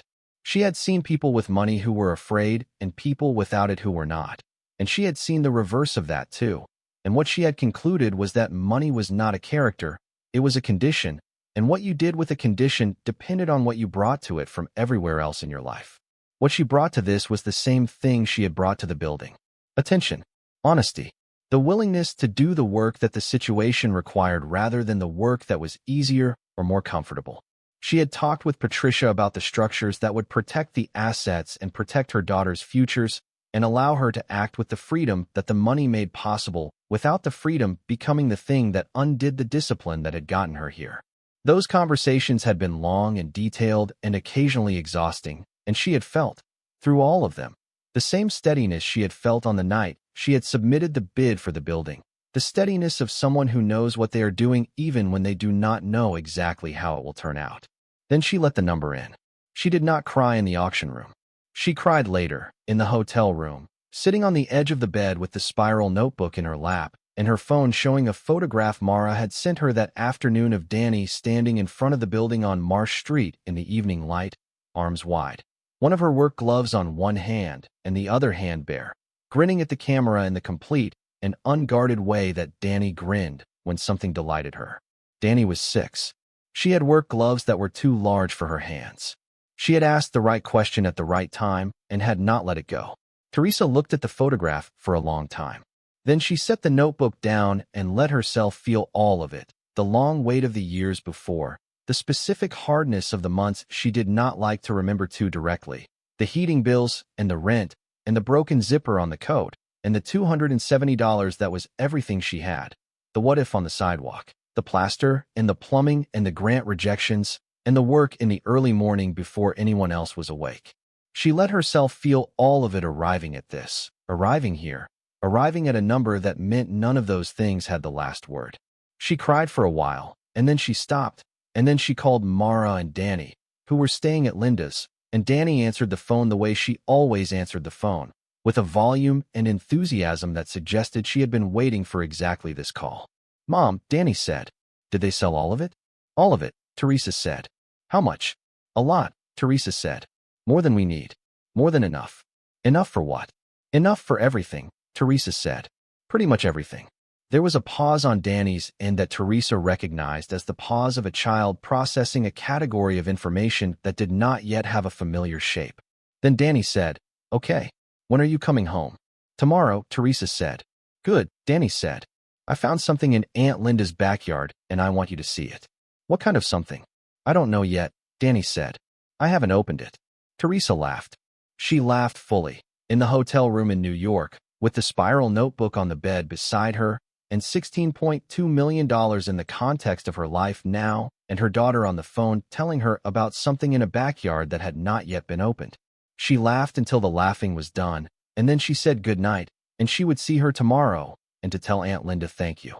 She hung up and sat in the quiet of the room and looked at the window where the city was visible below, its lights dense and particular, each one belonging to something, a building or a street or a window with a person behind it who had their own version of the long work of trying to make something from what they had. She thought about Clement Adler one more time. She thought about him often and suspected she would continue to for a long time. This man she knew only from ledgers and historical society records, and the care he had left behind him in a room no one had entered for 60 years. She would never know his full story, the rupture with his family in Philadelphia, the reason he had come to Calloway, the reason he had locked the door and trusted time to bring the right person to it. She would live with those open spaces in the story because some spaces did not close, and that was all right. What she knew was what the room had shown her. He had paid attention to things other people dismissed. He had kept careful records. He had maintained what he valued with a consistency that outlasted his own life. He had built something meant to last. She had done the same thing, with what she had, in the way she knew how. She had bought the building when it was at its worst and worked on it until it was becoming its best, and opened the door when her 6-year-old, who did not let questions go, asked the right one at the right time. She had found what was there, and she had tried to do right by all of it. The coins and the ledgers and the prints and the clock and the 2 small paintings that were going home. The building on the corner of Marsh Street and Delancey Avenue would open as a community space in October. She had already had more rental inquiries than she had chairs for, which was a problem she was genuinely glad to have. The Historical Society had expressed interest in hosting a display about the building and its find and Clement Adler's collection, which she was considering. A nonprofit serving families in financial hardship had asked about subsidized rates, which she had already agreed to in principle. The pressed tin ceiling would be there for everyone who came through the door, the way it had been there all along, patient and detailed, waiting for someone to clean off the years and see it properly. She would be there for it. Her daughters would grow up knowing it. Mara would stand under that ceiling and understand something about looking past appearances that she would carry. Dani would run her hands along the built-in shelves in the back room and feel the grain of the pine that was as old as anything in Calloway and ask questions about it that would not have simple answers. Teresa had already thought about what she wanted the community space to be in the years ahead, in the specific way she thought about buildings, not in terms of what they looked like, but in terms of what they did. She wanted it to be a place where the kind of work that did not get funded easily had somewhere to happen. Tutoring programs for children whose parents worked night shifts and could not be home to help with homework. Recovery groups that needed a neutral room with no affiliation attached to its walls. Small business planning sessions for people who had an idea and no infrastructure around it. The things Calloway needed and had no affordable physical location for. She had spoken already with 2 nonprofits and a church program and a woman who ran a free tax preparation service out of her own living room because there was nowhere else to run it. None of them could pay full commercial rates. All of them would pay what they could. She had designed the fee structure with Patricia to make that sustainable, drawing from the larger reserves to underwrite the rates for organizations that needed the subsidy. It was not charity in the way that word sometimes landed, as something given from surplus to the undeserving. It was the building doing what she had always intended it to do, and the fortune making that intention real rather than merely possible. She also intended, in a conversation she had not yet had publicly but had had in private with Patricia and with her own conscience across many late nights at the kitchen table, to establish a fund. Not a foundation with a name on a building. A fund, administered quietly, that provided emergency assistance to families in situations like the one she had been in herself. Heating bill gaps, rent arrears in the weeks before eviction. The specific amounts that were catastrophic to a household with no buffer and trivial to a household with one. She had been on the other side of those amounts for most of her adult life, and she knew with a precision that no survey or study could replicate exactly what they meant at 2 in the morning when the cutoff notice was 3 days away, and the math would not work no matter how many times you ran it. She intended to be the buffer for as many of those situations as she could reach, anonymously, without condition, in the way that she had always wished someone could have been one for her. That was enough. More than enough. She closed the spiral notebook, which was on its last 2 pages now, and set it on the nightstand. She would need a new one. She had already been thinking about which kind to buy. She turned off the light. Tomorrow she was going home. Tomorrow she would walk back into the duplex on Clement Street and pick up Mara and Dani from Linda's and bring them home and make dinner and help with homework and listen to Dani tell her about the thing in the backyard that had not been opened yet. Tomorrow the ordinary life that had always been the whole of what she had would still be the whole of what she had, only wider now, only with more room in it for the things that had always been possible but had never before been practically reachable. She would go back to the building on the corner of Marsh Street and Delancey Avenue, and she would finish what she had started, and she would open its doors to the town that had not looked at it for 11 years, and she would let the pressed tin ceiling do what pressed tin ceilings had always done, which was to be there and be beautiful and outlast the people who built them and the people who forgot them and the people who eventually remembered to look up. Thank you so much for watching until the end. If you love this story, check out the other videos on your screen now. I think you'll really enjoy them. And don't forget to subscribe if you haven't already. See you in the next story.